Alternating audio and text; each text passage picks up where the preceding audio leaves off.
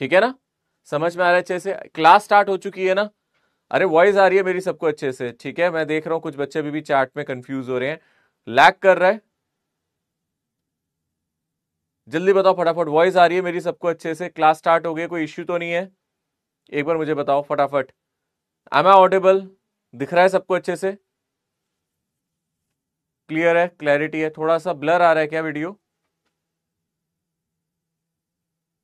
एक बार मुझे बताओ फटाफट, जल्दी से बोलो। वॉइस आ रही है मेरी अच्छे से? वीडियो क्लियर है, ऑडियो क्लियर है, ऑल राइट है? एक बार सब रिफ्रेश करो, चलो जल्दी जल्दी जल्दी जल्दी रिफ्रेश करो, एक बार चार्ट में भी लिख दो रिफ्रेश करो भाई। क्लास स्टार्ट हो गई, ऑल गुड यार, ऑल परफेक्ट, काफी बच्चे देख रहे हैं, ऐसा कुछ नहीं है। थोड़ा चैट से ध्यान हटाओ जी। ऐसे देखो थोड़ा सा लैग कर रहा है क्या?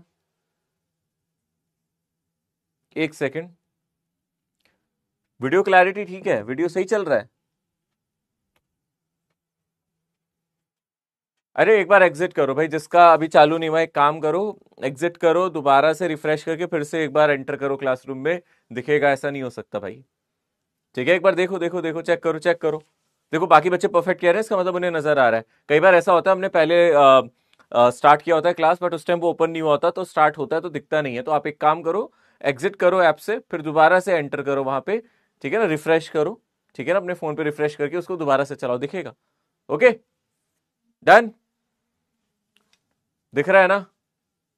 परफेक्ट है, परफेक्ट है, परफेक्ट, चलो ठीक है, डन। चल रही है भाई, क्लास चल रही है, सबको नजर आ रहा है? Done.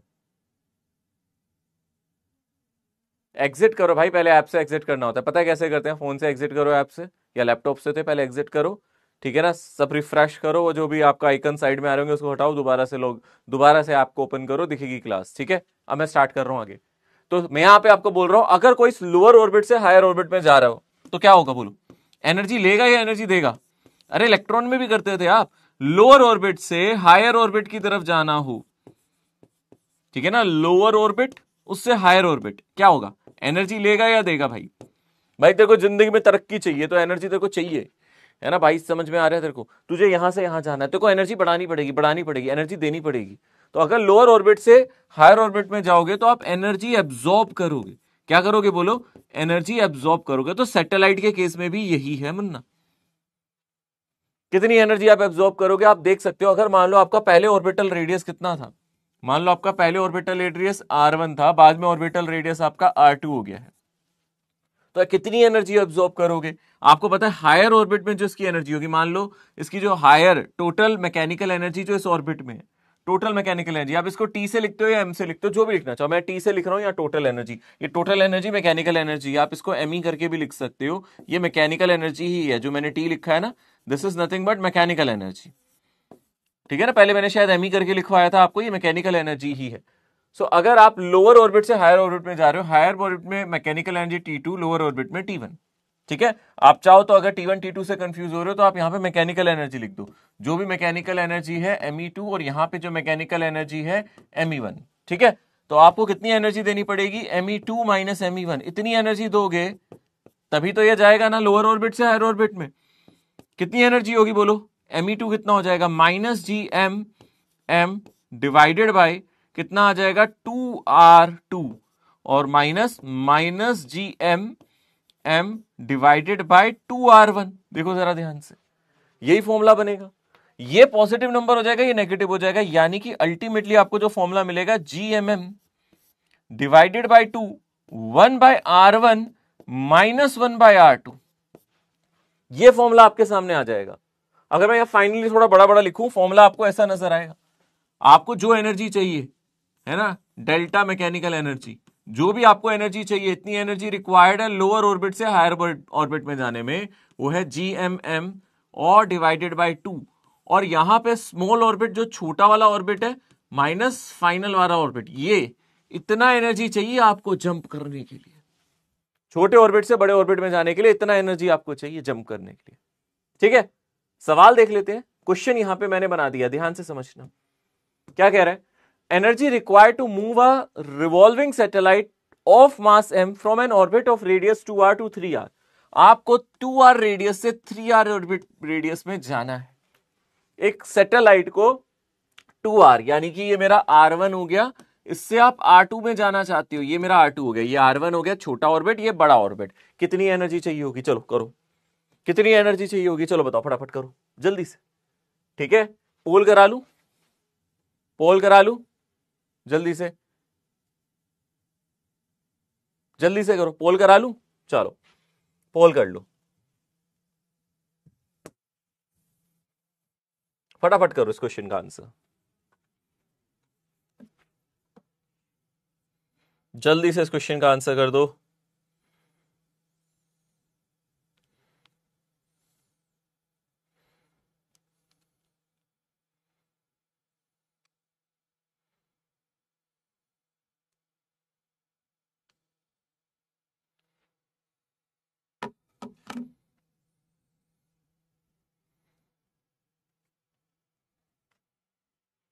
Energy required to move a revolving satellite of mass m from an orbit of radius 2r to 3r। 2r से 3r में हमें जाना है, 2r ऑर्बिट रेडियस से 3r ऑर्बिट रेडियस में जाना है। क्या होगा जल्दी से बोलो। बहुत आसान है, बहुत ज्यादा आसान है क्या? हाँ बहुत आसान है।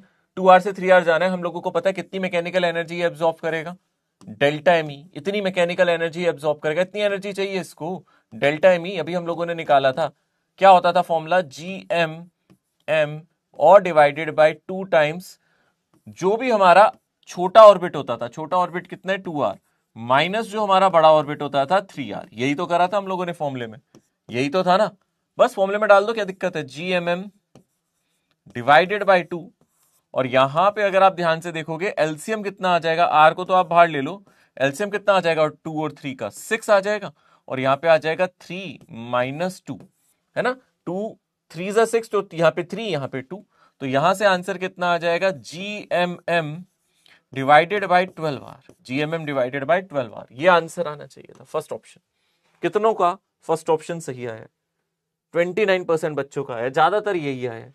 बेटा चेंज इन एनर्जी निकालना है, ये 2 का फैक्टर खा गए क्या, ये 2 का फैक्टर भी तो है ना, यहाँ पे इसका एलसीएम 6 आएगा तो यहाँ पे 6 आ जाएगा, तो 6 इंटू 2 12 आ जाएगा। इतनी एनर्जी एब्जॉर्ब होगी भाई, इतनी एनर्जी एब्जॉर्ब होगी, जल्दी से बताओ मुझे।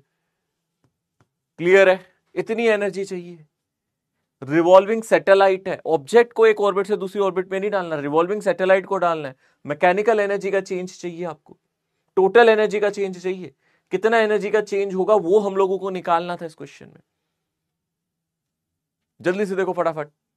अरे क्लास स्टार्ट हो गई है भाई, देखो मैंने अपने फोन में चला के देख लिया, ये देखो मेरे फोन में चल रही है, तुम कैसे कह रहे हो कि स्टार्ट नहीं हो रही है, दिख रही है मुझे क्लास। भैया यहां से एग्जिट करना जानते हो, फोन में एग्जिट करो क्लास को, यहां से सारी चीजें हटाओ, जितने भी तुम्हारे पहले ऐप खुले उसको पहले क्लोज करो सारे ऐप्स को, उसके बाद दोबारा से पीडब्ल्यू के ऐप में जाओ और उसके बाद ओपन करो, सिंपल सा प्रोसेस है।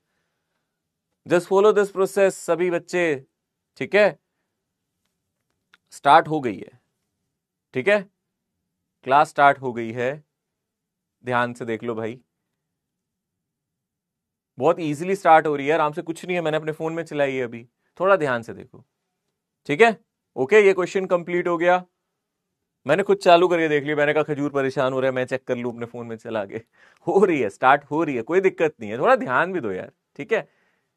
ओके ठीक है, अभी थोड़ा सा पढ़ लेते हैं, होमवर्क क्वेश्चन भी डिस्कस कर लेंगे, क्योंकि ऑलरेडी थोड़ा सा लेट डिले हुई है ना बच्चे क्लास स्टार्ट, नहीं अगर टाइम नहीं बचेगा तो कल डिस्कस कर लूंगा, पहले थोड़ा सा जो कंसेप्ट हमने पढ़ने एक बार उन पे डिस्कशन कर लेते हैं।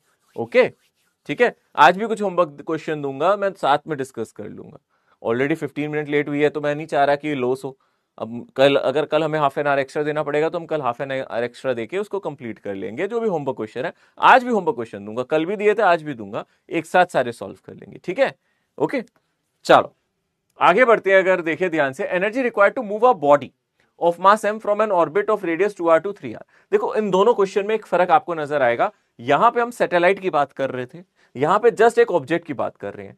जब सैटेलाइट की बात होगी तो सैटेलाइट हमेशा घूमती है, सैटेलाइट कभी भी रेस्ट पे नहीं होती, तो उस क्वेश्चन में हमें चेंज इन क्या निकालना पड़ा था, मैकेनिकल एनर्जी। यहां हम लोगों ने एक्चुअली क्या निकाला था, अगर आप ध्यान से देखोगे, change in mechanical energy, change in mechanical energy, जो टोटल एनर्जी थी वो हम लोगों को यहां पे कैलकुलेट करनी पड़ी थी, change in mechanical energy calculate करनी पड़ी थी जब हमें देखना था कि छोटे ऑर्बिट से बड़े ऑर्बिट में कैसे जाएगा, क्योंकि सैटेलाइट रेस्ट पे तो हो नहीं सकती, सैटेलाइट तो रिवॉल्व हो रही होगी, उसके पास तो काइनेटिक पोटेंशियल एनर्जी दोनों होंगी। पर अगर मैं आप लोगों को बोलूं यहां पे क्वेश्चन थोड़ा सा अलग है। अब वो पता है क्या बोल रहा है, एक छोटे ऑर्बिट से बड़े ऑर्बिट में ऑब्जेक्ट को ले जाना है। एक्चुअली वो कहना चाहता है एक छोटे डिस्टेंस से बड़े डिस्टेंस तक जाना है, यानी कि यहां पे अब आपको 2r से 3r पे जाना है। पर इसने यहां पे सैटेलाइट का नाम नहीं लिया, उसने क्या बोला, एक ऑब्जेक्ट को एक ऑर्बिट से दूसरे ऑर्बिट पे ले जाओ, एक डिस्टेंस से दूसरे डिस्टेंस पे ले जाओ, बस। तो यहां पे उसके पास काइनेटिक एनर्जी हो जरूरी नहीं है, हम नहीं कह रहे वो रिवॉल्व कर रहा है, मैं रेस्ट पे मान के चल रहा हूं। तो यहां पे एक चीज और ऐड कर देते हैं, to move a body at rest, ठीक है ना, इसको रेस्ट पे मान के चल रही है, यहां से यहां जा रहा है, तो इसके पास काइनेटिक एनर्जी नहीं है, तो इसके पास इनिशियल पोटेंशियल एनर्जी होगी और फाइनल पोटेंशियल एनर्जी होगी। इसके पास इनिशियल पोटेंशियल एनर्जी होगी और फाइनल पोटेंशियल एनर्जी होगी। यहां पे आपको जो एनर्जी रिक्वायर्ड है वो ये है, चेंज इन पोटेंशियल एनर्जी, ये एनर्जी रिक्वायर्ड है। अब इसके पास काइनेटिक नहीं है, इसकी जो टोटल एनर्जी है वो सारी पोटेंशियल है, काइनेटिक है ही नहीं इसके पास। तो आप कहोगे सर U2 माइनस U1, और जब आप इसको सॉल्व करोगे तो आ जाएगा GMM डिवाइडेड बाई R और 1 बाय R1 माइनस R2। यहां पे बस एक चीज फर्क आ गई, यहां पे 2 का फैक्टर नहीं आएगा, ये पोटेंशियल एनर्जी है, ये डबल होती है, पोटेंशियल एनर्जी ये डबल होती है। तो यहां पे अगर आप इसको सॉल्व करोगे तो हमारा आंसर आ जाएगा G capital M divided bye 6R। अब आंसर हमारा ये आएगा, पहले 12R आया था, पहले 12R आया था, पहले 12 आया था, ये टोटल एनर्जी थी और ये सिर्फ पोटेंशियल एनर्जी है। तो अगर ऑब्जेक्ट यहां पे बोल रहा है रेस्ट पे है, एक ऑर्बिट से दूसरे में जा रहा है, मतलब एक डिस्टेंस से दूसरे डिस्टेंस में जा रहा है, तो यहां पे आपको टोटल एनर्जी का डिफरेंस नहीं, सिर्फ पोटेंशियल एनर्जी का डिफरेंस चाहिए। अगर आप पोटेंशियल एनर्जी के डिफरेंस से उसको एनर्जी दे दोगे तो वो अपने आप ही लोअर ऑर्बिट से हायर ऑर्बिट की तरफ मूव कर जाएगा। ये कॉन्सेप्ट हम लोगों को याद रखना है, ठीक है, okay, done. So final answer is option 4, ठीक है ना, okay, final answer is option 4। Next यहां पे क्वेश्चन देखो ध्यान से, क्वेश्चन मैंने और बनाया आप लोगों के लिए प्रैक्टिस के लिए। यहां पे क्वेश्चन है, two bodies of masses m and 4m are placed at distance r, the gravitational potential at a point on the line joining them when the gravitational field is 0। मैंने कल ग्रेविटेशनल पोटेंशियल का question कराए थे, उसका formula बताया था, उसी से रिलेटेड ये सवाल है। पहले यहां पे बोल रहा है दो ऑब्जेक्ट जिनका मास m और 4m है उनको r डिस्टेंस पे रख दो और पोटेंशियल वहां निकालो जहां फील्ड 0 है, पोटेंशियल वहां निकालो जहां फील्ड 0 है। अभी करना है इस क्वेश्चन को अटेम्प्ट, सभी को करना है अभी। फोकस सबसे पहले बनाए रखना क्वेश्चन में। क्वेश्चन में दो पार्ट्स हैं, क्वेश्चन में दो पार्ट्स है, मैं इसके बाद डाउट्स भी लूंगा, बट मैं उनके डाउट्स लूंगा जो अच्छे से रिवाइज करके आते हैं क्लास में, ठीक है। अपना 100% आपको हर बार देना है, क्योंकि सवाल मैं भी पूछ सकता हूं, सवाल पूछने का राइट टीचर को भी है ना भाई। तुम हर बार पूछते हो सर ये कैसे हुआ वो कैसे हुआ, मैं भी तो पूछूंगा ना कि तुमने ये पढ़ा था नहीं पढ़ा था, रिवाइज किया या नहीं। अब जैसा क्वेश्चन है बहुत आसान है, एक मास m है, एक 4m है, कितने डिस्टेंस पे r। सबसे पहले ये देखो वहां पे पोटेंशियल निकालना है जहां पे फील्ड 0, फील्ड 0 कहां होती है, नेट फोर्स 0 कहां होता है, क्या ये क्वेश्चंस करे हुए क्लास में, नेट फोर्स 0 कहां होता है, याद आ रहा है आप लोगों को, नेट फोर्स 0 कहां करते हैं हम।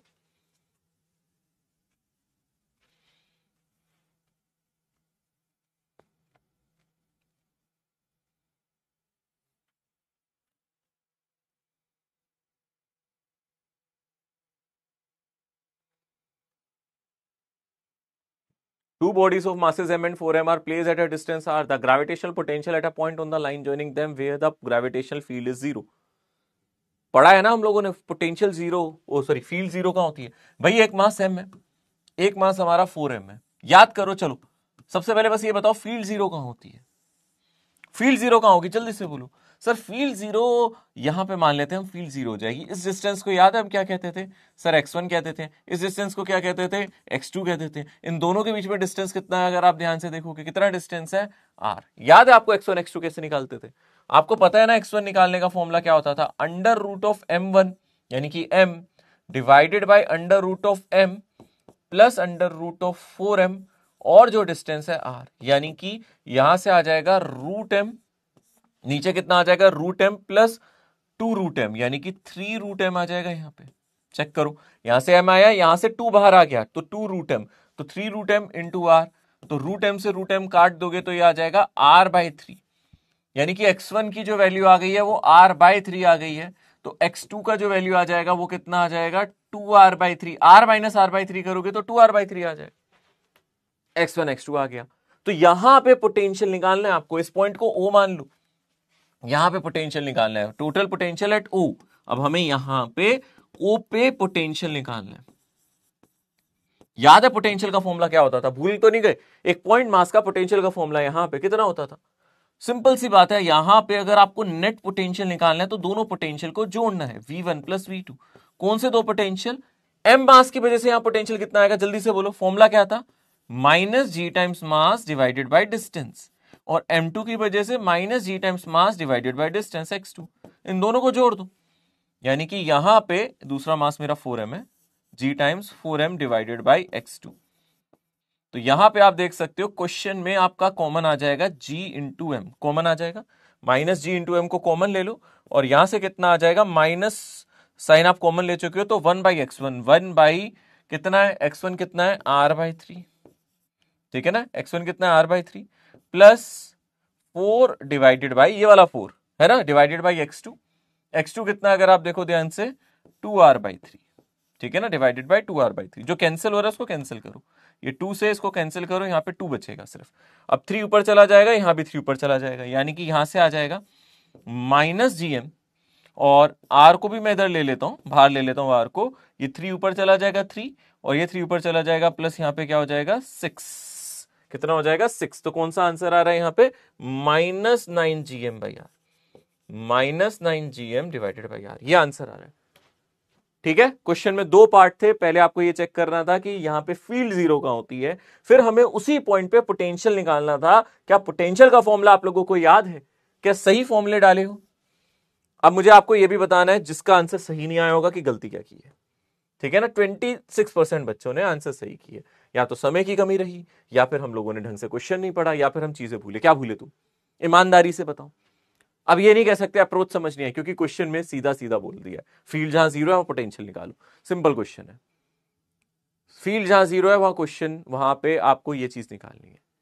ठीक है, ओके, जल्दी से मुझे बताओ कहां फंसे, किस स्टेप में फंसे, कहां फंसे हो, किस स्टेप में फंसे हो? क्या आपको ये स्टेप याद नहीं था, फील्ड कहां जीरो है? आप भूले हो तो गड़बड़ है। आपको ये पूरा फॉर्मूला कराया गया था, x1 का फॉर्मूला, x2 का फॉर्मूला, x1 का formula √m1 into total distance by √m1 plus √m2 कराया था, x2 का formula √m2 into distance divided by √m1 plus √m2 लिखवाया था। यानी कि आपको पता है फील्ड जीरो कहां होती है, यानी कि आपको पता है कि फोर्स जीरो कहां होता है यहाँ पे, तो फिर ये क्वेश्चन होना चाहिए था। ठीक है ना, फिर ये क्वेश्चन सॉल्व होना चाहिए था। तो करेक्ट आंसर यहां पे आ जाएगा -gm/r। ठीक है, समझ में आ गया अच्छी तरीके से, याद था इक्विलिब्रियम, फर्स्ट स्टेप भूल गए थे तो इसको नोट करो, बड़ा बड़ा नोट करो। भूले हो ना, भूले हो ना, गलती करी है ना, तो इसको भूल गए हो तो आप लिखो ये इंपॉर्टेंट है, हम भूल गए थे एग्जाम में, पर ये कितना इंपॉर्टेंट स्टेप है, क्वेश्चन सॉल्व करने के लिए कितनी जरूरत पड़ी थी स्टेप की, इंपॉर्टेंट स्टेप है, इसको भूलना नहीं था। ठीक है ना, लास्ट स्टेप में गलती कर दी, कैलकुलेशन में गलती कर दी। ठीक है ना, ओके, ठीक है। मैंने मेथड बताया बच्चे, जिनको भी अभी भी क्लास ओपन होती हुई नहीं दिख रही है, आप लोग अपने फोन को थोड़ी देर के लिए या स्विच ऑफ करके ऑन कर लो, खत्म करो, सारी चीजें छोड़ो।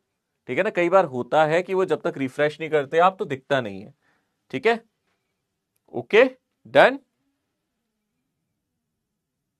ओके, क्लियर, चले बड़े आगे। एक सेकेंड, एक सेकेंड मैं बोल देता हूं, फिर भी हमारी तरफ से तो यहां से देखो, देखो मैं अपने फोन में चला रहा हूं, चल रही है, इसका मतलब क्लास चल रही है।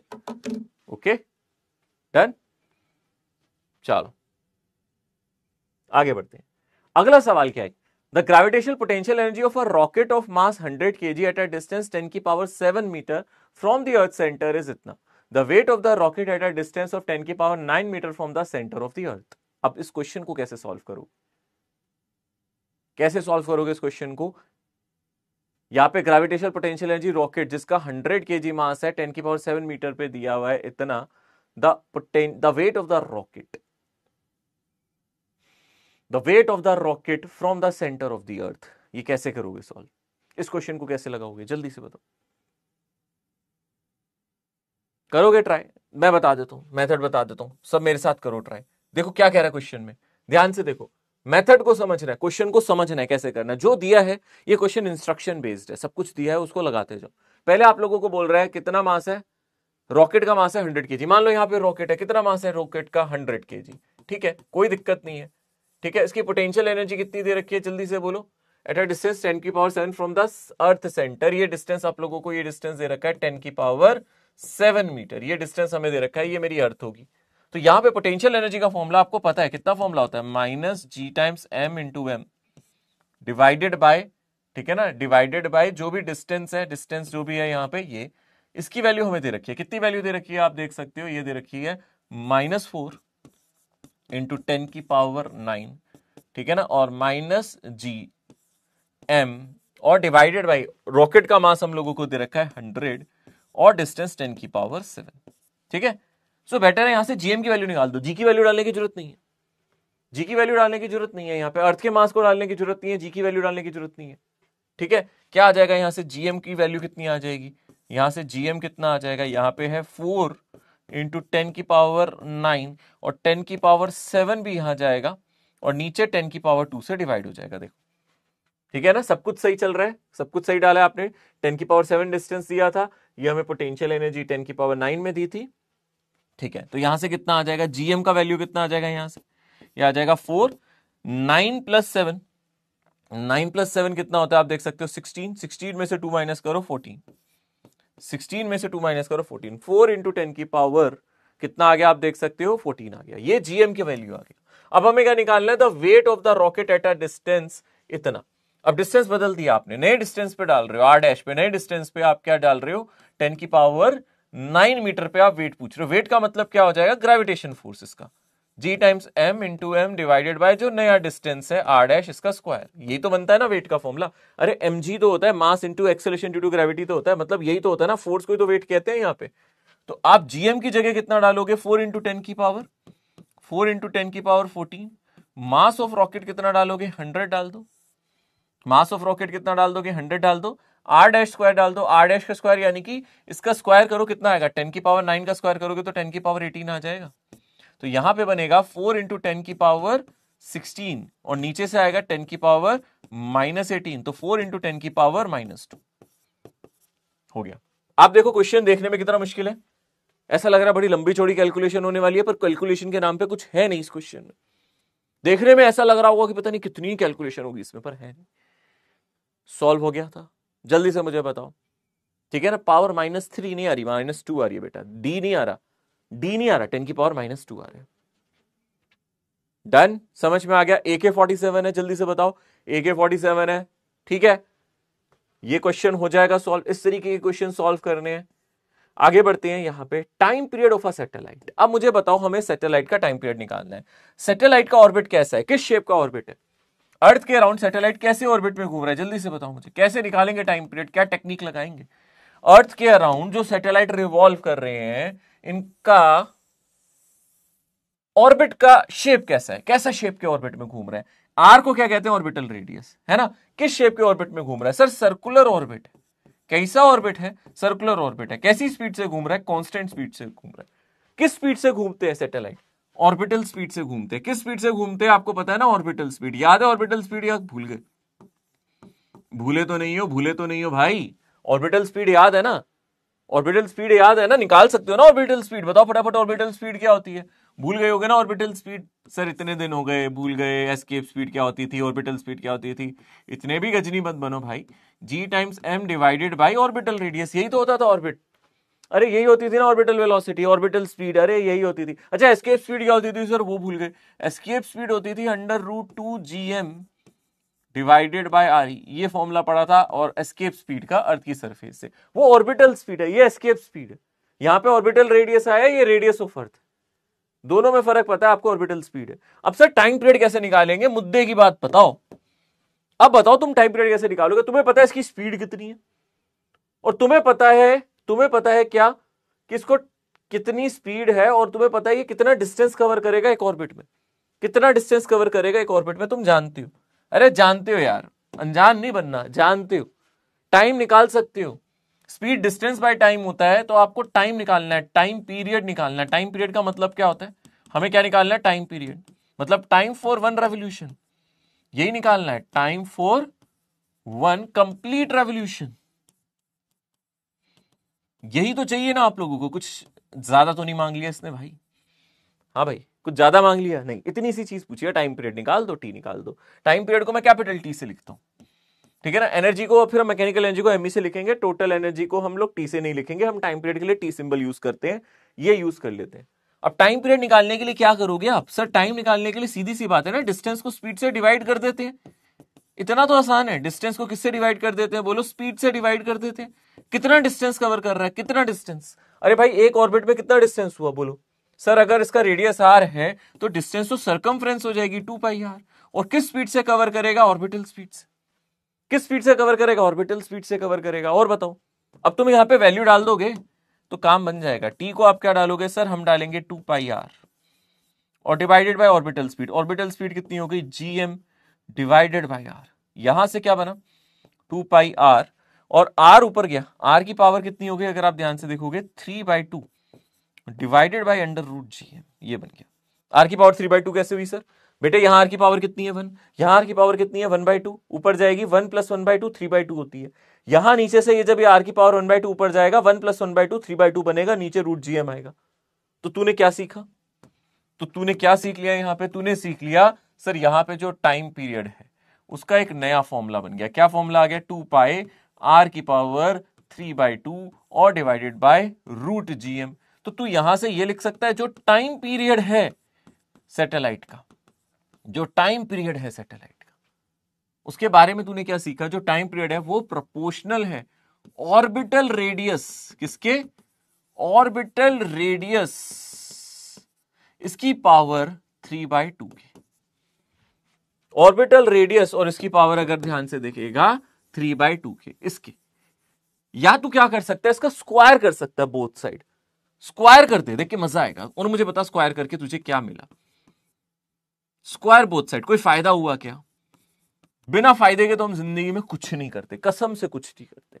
मैं सुबह टाइम पे उठता हूं, मुझे लगता है मेरी जिंदगी में मेरी बॉडी को फायदा होगा, मुझे कुछ फायदा होगा, मैं अच्छा पढ़ पाऊंगा, मैं अच्छा इंसान बनूंगा। बिना फायदे के तुम कुछ करते हो क्या? नहीं। तो बिना फायदे के स्क्वायर भी नहीं करोगे, कुछ तो मिलेगा, कुछ तो मिलेगा फायदा करके, ठीक है ना? जल्दी से बोलो, स्क्वायर करके क्या मिल जाएगा? सर टाइम पीरियड का स्क्वायर मिल जाएगा। सर वो हमें क्या मिल जाएगा? Square of time period. वो प्रोपोर्शनल आ जाएगा किसके? ऑर्बिटल रेडियस के क्यूब के।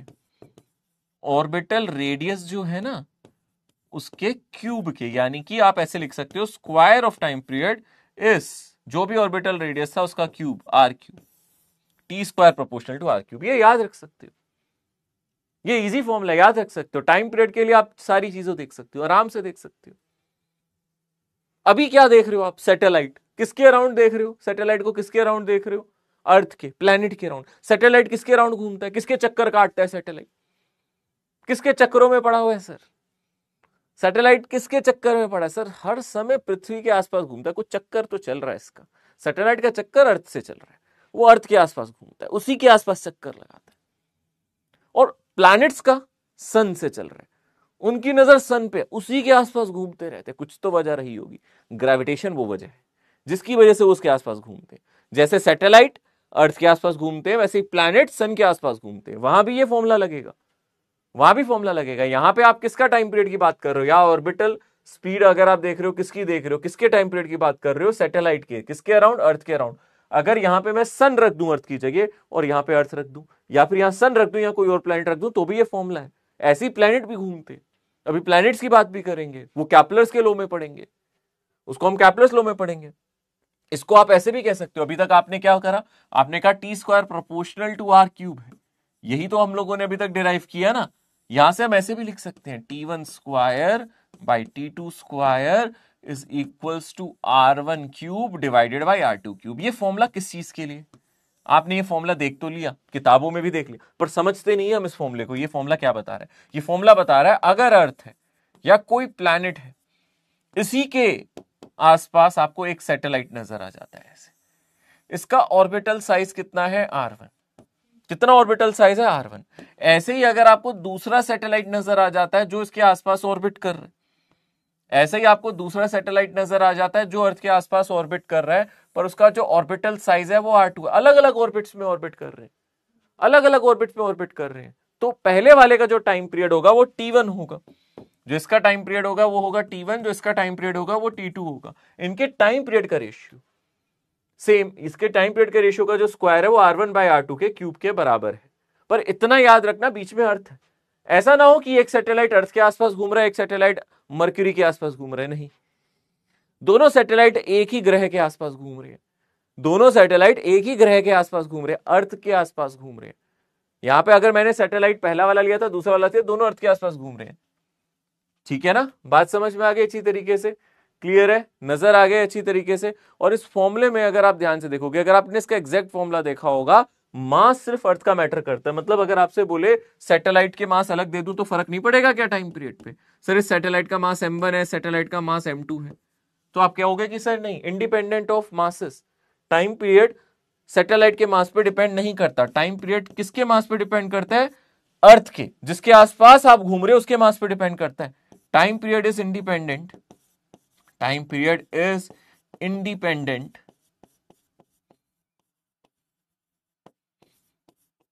Of mass of satellite. Satellite का क्या मास है, क्या लेना देना? कोई लेना देना नहीं। सैटेलाइट का मास कुछ भी ले ले, सैटेलाइट का मास तुम कुछ भी ले लो, कोई फर्क पड़ता है नहीं। कुछ भी ले लो भाई, सैटेलाइट का मास कोई फर्क नहीं पड़ने वाला। बात समझ में आ गई? कोई फर्क नहीं पड़ने वाला। ठीक है, क्लियर है? AK-47 किस किस को समझ में आ गया? केड़ा केड़ा AK-47 है आज? AK-47 क्या प्रेजेंट है? AK-47 या मेंटली एब्सेंट ही हो? ओके, डन, जल्दी करो जल्दी करो जल्दी करो। हो गया, डन। चलो अब एक चीज समझाता हूं मैं आप लोगों को। मान लो एक क्वेश्चन कर लेते हैं, एक एग्जांपल कर लेते हैं, क्वेश्चन कर लेते हैं, एक एग्जांपल देख लेते हैं। अलग अलग ऑर्बिटल रेडियस दे दिए जाए। सपोज आपको ये दे दिया जाए अर्थ के आसपास दो सैटेलाइट घूम रही है, ठीक है ना, दो सैटेलाइट घूम रही है। पहली सैटेलाइट का जो टाइम पीरियड है वो हम लोगों को दे दिया है कुछ T1, है ना, पहली सैटेलाइट का टाइम पीरियड हम लोगों को दे दिया है लेटस से T1, ठीक है। और दूसरी सैटेलाइट का टाइम पीरियड निकालने के लिए आपको कह रहा है, वो कह रहा है T2 निकालो। और ऑर्बिटल रेडियस इसका कितना है? R, और इसका ऑर्बिटल रेडियस है यहाँ पे 64R, ठीक है ना। कितना ऑर्बिटल रेडियस दे दिया जाए इसका? 64R। कर सकते हो आप। T2 निकालना है, फाइंड T2, ठीक है ना, ठीक है ना। इसके टाइम पीरियड को अगर आप दे देते हो T1 तो find T2, find T2 in terms of T1, in terms of T1 कर सकते हो। तो आराम से आप कहोगे सर T2/T1 क्या होगा? चलो बोलो, T2/T1 कितना होगा? सर R2/R1 और इसका पावर 3/2, ऐसे लिख सकते हो। इसकी पावर 3/2 ऐसे लिख सकते हो। R2 कितना है? सर 64R है। R1 कितना है? सर R है। इसकी पावर 3/2 करना है, कर लोगे। R से R काटो, कैसे लेंगे? 64 की पावर 3/2, हाय फंस गए सर, ये कैसे लेंगे? इसकी पावर 3/2 कैसे लेंगे? पहले क्यूब करोगे या स्क्वायर रूट लोगे? पहले क्या करोगे, क्यूब लोगे या स्क्वायर रूट करोगे? पहले सर इसका स्क्वायर रूट ले लेते हैं। इसका स्क्वायर रूट हो जाएगा 8 और फिर आ जाएगा उसका क्यूब, यानी कि sir 8 into 8 into 8, 8 into 8 into 8, 64 into 8 कर दो, आंसर आ जाएगा। ठीक है ना, तो T2 आ जाएगा ना, T2 इसी की तरह आ जाएगा। T2 is equals to 8 cube T1, ऐसे लिख सकते हो। T2 इज 8 क्यूब T1, ऐसे इसको लिख सकते हो। देखो समझ में आ गया अच्छी तरीके से, क्लियर है? सिंपल क्वेश्चन है, आसानी से हो जाएगा, कर लोगे, हो जाएगा ऐसा क्वेश्चन, आराम से हो जाएगा, बिल्कुल बच्चों वाला क्वेश्चन होता है। ठीक है ना, पर मैं बताता हूं ज्यादा सैटेलाइट से नहीं, इसका क्वेश्चन कैपलर्स लॉ से आता है। अब एक काम करते हैं, वहां तक पहुंचने से पहले एक और मैं आपको इंपॉर्टेंट चीज समझाता हूं, binary star system. Binary system क्या होता है पता है आप लोगों को? जब आप तारामंडल में देखते हो ना, आकाश की तरफ देखते हो, ठीक है, आकाश तुम्हारा दोस्त आकाश नहीं भाई, आकाश, आसमान, स्काई, उसके बारे में बात कर रहे हैं, ठीक है ना। मैं एक दिन ऐसी ऑफलाइन का लेक्चर ले रहा था, मैंने बोला कि जब तुम आकाश की तरफ देखते हो ना, सब बच्चे क्लास में एक आकाश बैठा था उसकी तरफ देखने लगे। अबे मैंने कहा भाई ये आकाश नहीं, ऊपर वाला आकाश भाई, ठीक है, सब आकाश की तरफ देखने लग गए। अबे भाई ठीक है, समझ में आता है ना। ये स्काई, सर आसमान, आकाश, वो वाले आकाश की बात कर रहे थे। वो बेचारा आकाश खामखा फंस गया। अब बताने के बाद भी सब उसी को देख रहे थे, है ना। अब वो बेचारा आकाश अपनी शक्ल छुपा, ठीक है, ओके, आकाश, ठीक है, आसमान, उसकी बात चल रही है, ठीक है। ऑनलाइन में तो ये नहीं होता, ऑफलाइन में बड़ा होता था, तो बड़ा सोच समझ के बोलना पड़ता है टीचर को। उसे पता है इसने कुछ बोला, बच्चों ने शैतानियां चालू कर देनी है, ठीक है ना, है ना, ठीक है। अब चैट में जो आकाश होगा वो गया। आकाश, हम तुझे ही देख रहे हैं, सुन ले आकाश, ओके, चलो। ओके, चलो, done done done done. Okay, अच्छा चलो, मुद्दे की पट्टी पकड़ो, मुद्दे की पटरी पकड़ो, बातों से डेविएट नहीं होना। सुनो मेरी बात, जब आप आसमान में देखते हो, आपको तारे नजर आते हैं, सबको नजर आते हैं, चश्मा लगा के देखो, दिखेंगे। हाँ सर, थोड़ा सा जब मौसम साफ होता है तब दिखते हैं, फिलहाल तो बूंदे नजर आती हैं जब आसमान में देखते हैं बारिश गिर रही होती है। पर भाई साहब, रात को कभी जाओ मजाक से हटके तो तुम्हें तारे नजर आते हैं, बहुत सारे आसमान में तारे ऐसे हैं जो बाइनरी है। बाइनरी है, इसका क्या मतलब है? आप अगर उनको देखोगे आपको लगेगा एक ही है, बट जब आप उसको टेलीस्कोप से देखोगे वो एक नहीं, दो होंगे। वो इतने पास पास होते हैं, हमें नजर नहीं आते, हमें पता नहीं चलता। असल में वो इतने पास होते नहीं है, असल में तो होते वो बहुत दूर है, पर क्योंकि हमसे भी काफी दूर है इसलिए हमें उनके डिस्टेंस इतना कम नजर आता है कि हमें लगता ही नहीं है वो एक है। वो एकदम रिजॉल्व नहीं हो पाते, इसको बोलते हैं resolving.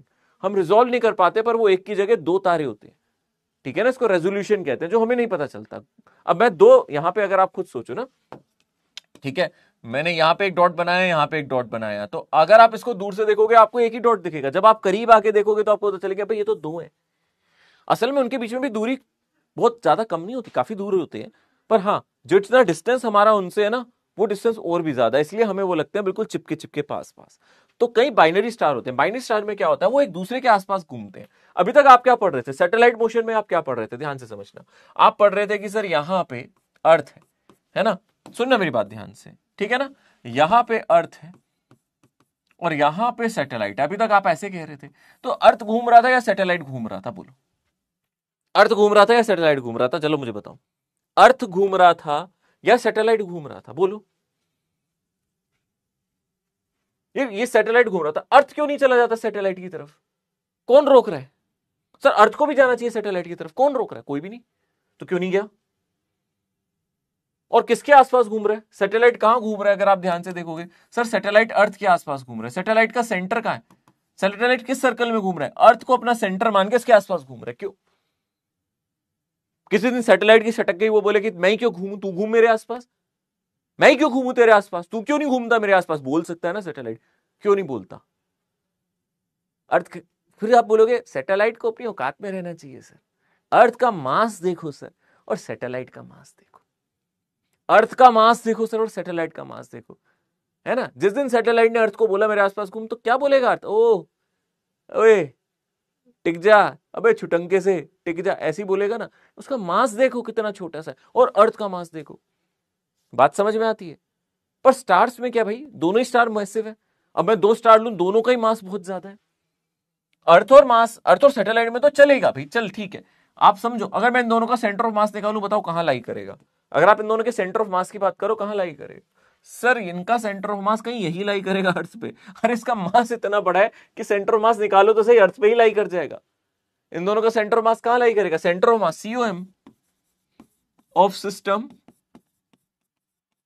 lies on earth itself because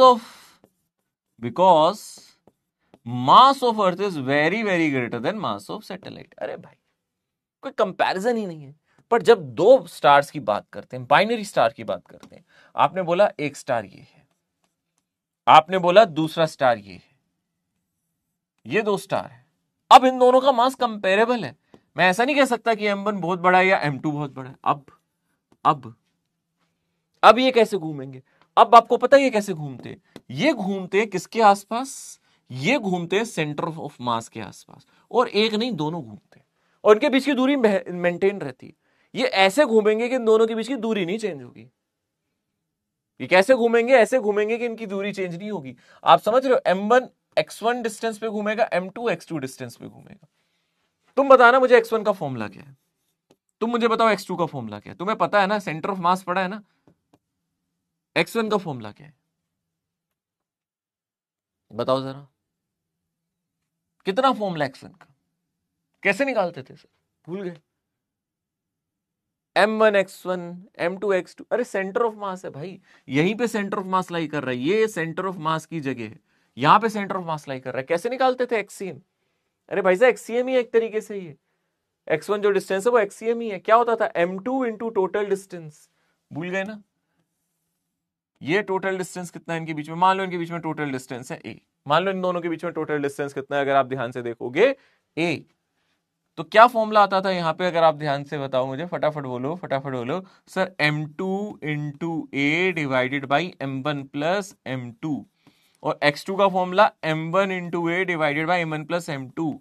ओ भैया यहाँ पे ग्रेविटेशनल फील्ड जीरो नहीं करनी है, कहीं रूट m1 रूट m2 लगा दो, नहीं, ये सेंटर ऑफ मास निकाल रहे हैं, ये सेंटर ऑफ मास निकाल रहे हैं, याद आ गया अच्छी तरीके से? हाँ, x1 और x2 हमें मिल गया सर, ठीक है ना? थोड़ा सा मोशन पे नजर डालते हैं। यहां पे तो सैटेलाइट घूमता था, अर्थ तो हिलती भी नहीं थी अपनी जगह पे, अर्थ क्या रोटेट करती थी सैटेलाइट के आसपास ना, बट यहां पे ये दोनों मोशन करेंगे। कैसे मोशन करेंगे, कैसे मोशन करेंगे, जरा ध्यान से देखते हैं, बड़े ध्यान से देखना। कौन सा सैटेलाइट है ये, इसका मास कितना है m1, दूसरा सैटेलाइट कहां है, यहाँ पे ये वाला सैटेलाइट है, इसका मास कितना है, अगर आप ध्यान से देखोगे m2। कोई लाइन जो इनको ज्वाइन कर रही है, हाँ सर ये रही है लाइन, ठीक है ना? मान लेते हैं m1 m2 से बड़ा है, अभी मैं मान लेता हूं बहुत ज्यादा बड़ा नहीं है, कोई तो बड़ा होगा, हो सकता है बराबर भी हो, ऐसा भी हो सकता है। अभी मैं मान लेता हूं, चलो m1 m2 से बड़ा मान लेते हैं, तो सेंटर ऑफ मास m1 के ज्यादा नजदीक होगा, तो सेंटर ऑफ मास m1 के ज्यादा नजदीक होगा, तो m1 इस x1 रेडियस में घूमेगा और m2 इस x2 रेडियस में घूमेगा, m1 इस x1 रेडियस में घूमेगा और m2 इस x2 रेडियस में घूमेगा। कैसे घूम रहे होंगे, अगर आप ध्यान से देखोगे m1 इस सर्कल में घूम रहा होगा, ठीक है ना? जैसे देखो m1 इधर आएगा, m2 इधर चला जाएगा, इनके बीच का डिस्टेंस नहीं चेंज होगा, इनके बीच का डिस्टेंस नहीं चेंज होगा, ये ऐसे ऐसे ही घूम रहे होंगे। अगर आप ध्यान से देखोगे m1 जब यहां पे होगा, m2 इधर होगा, ये सर्कल में घूम रहे होंगे। अगर आप m2 का पाथ देखोगे ना, m2 इस सर्कल में घूम रहा होगा,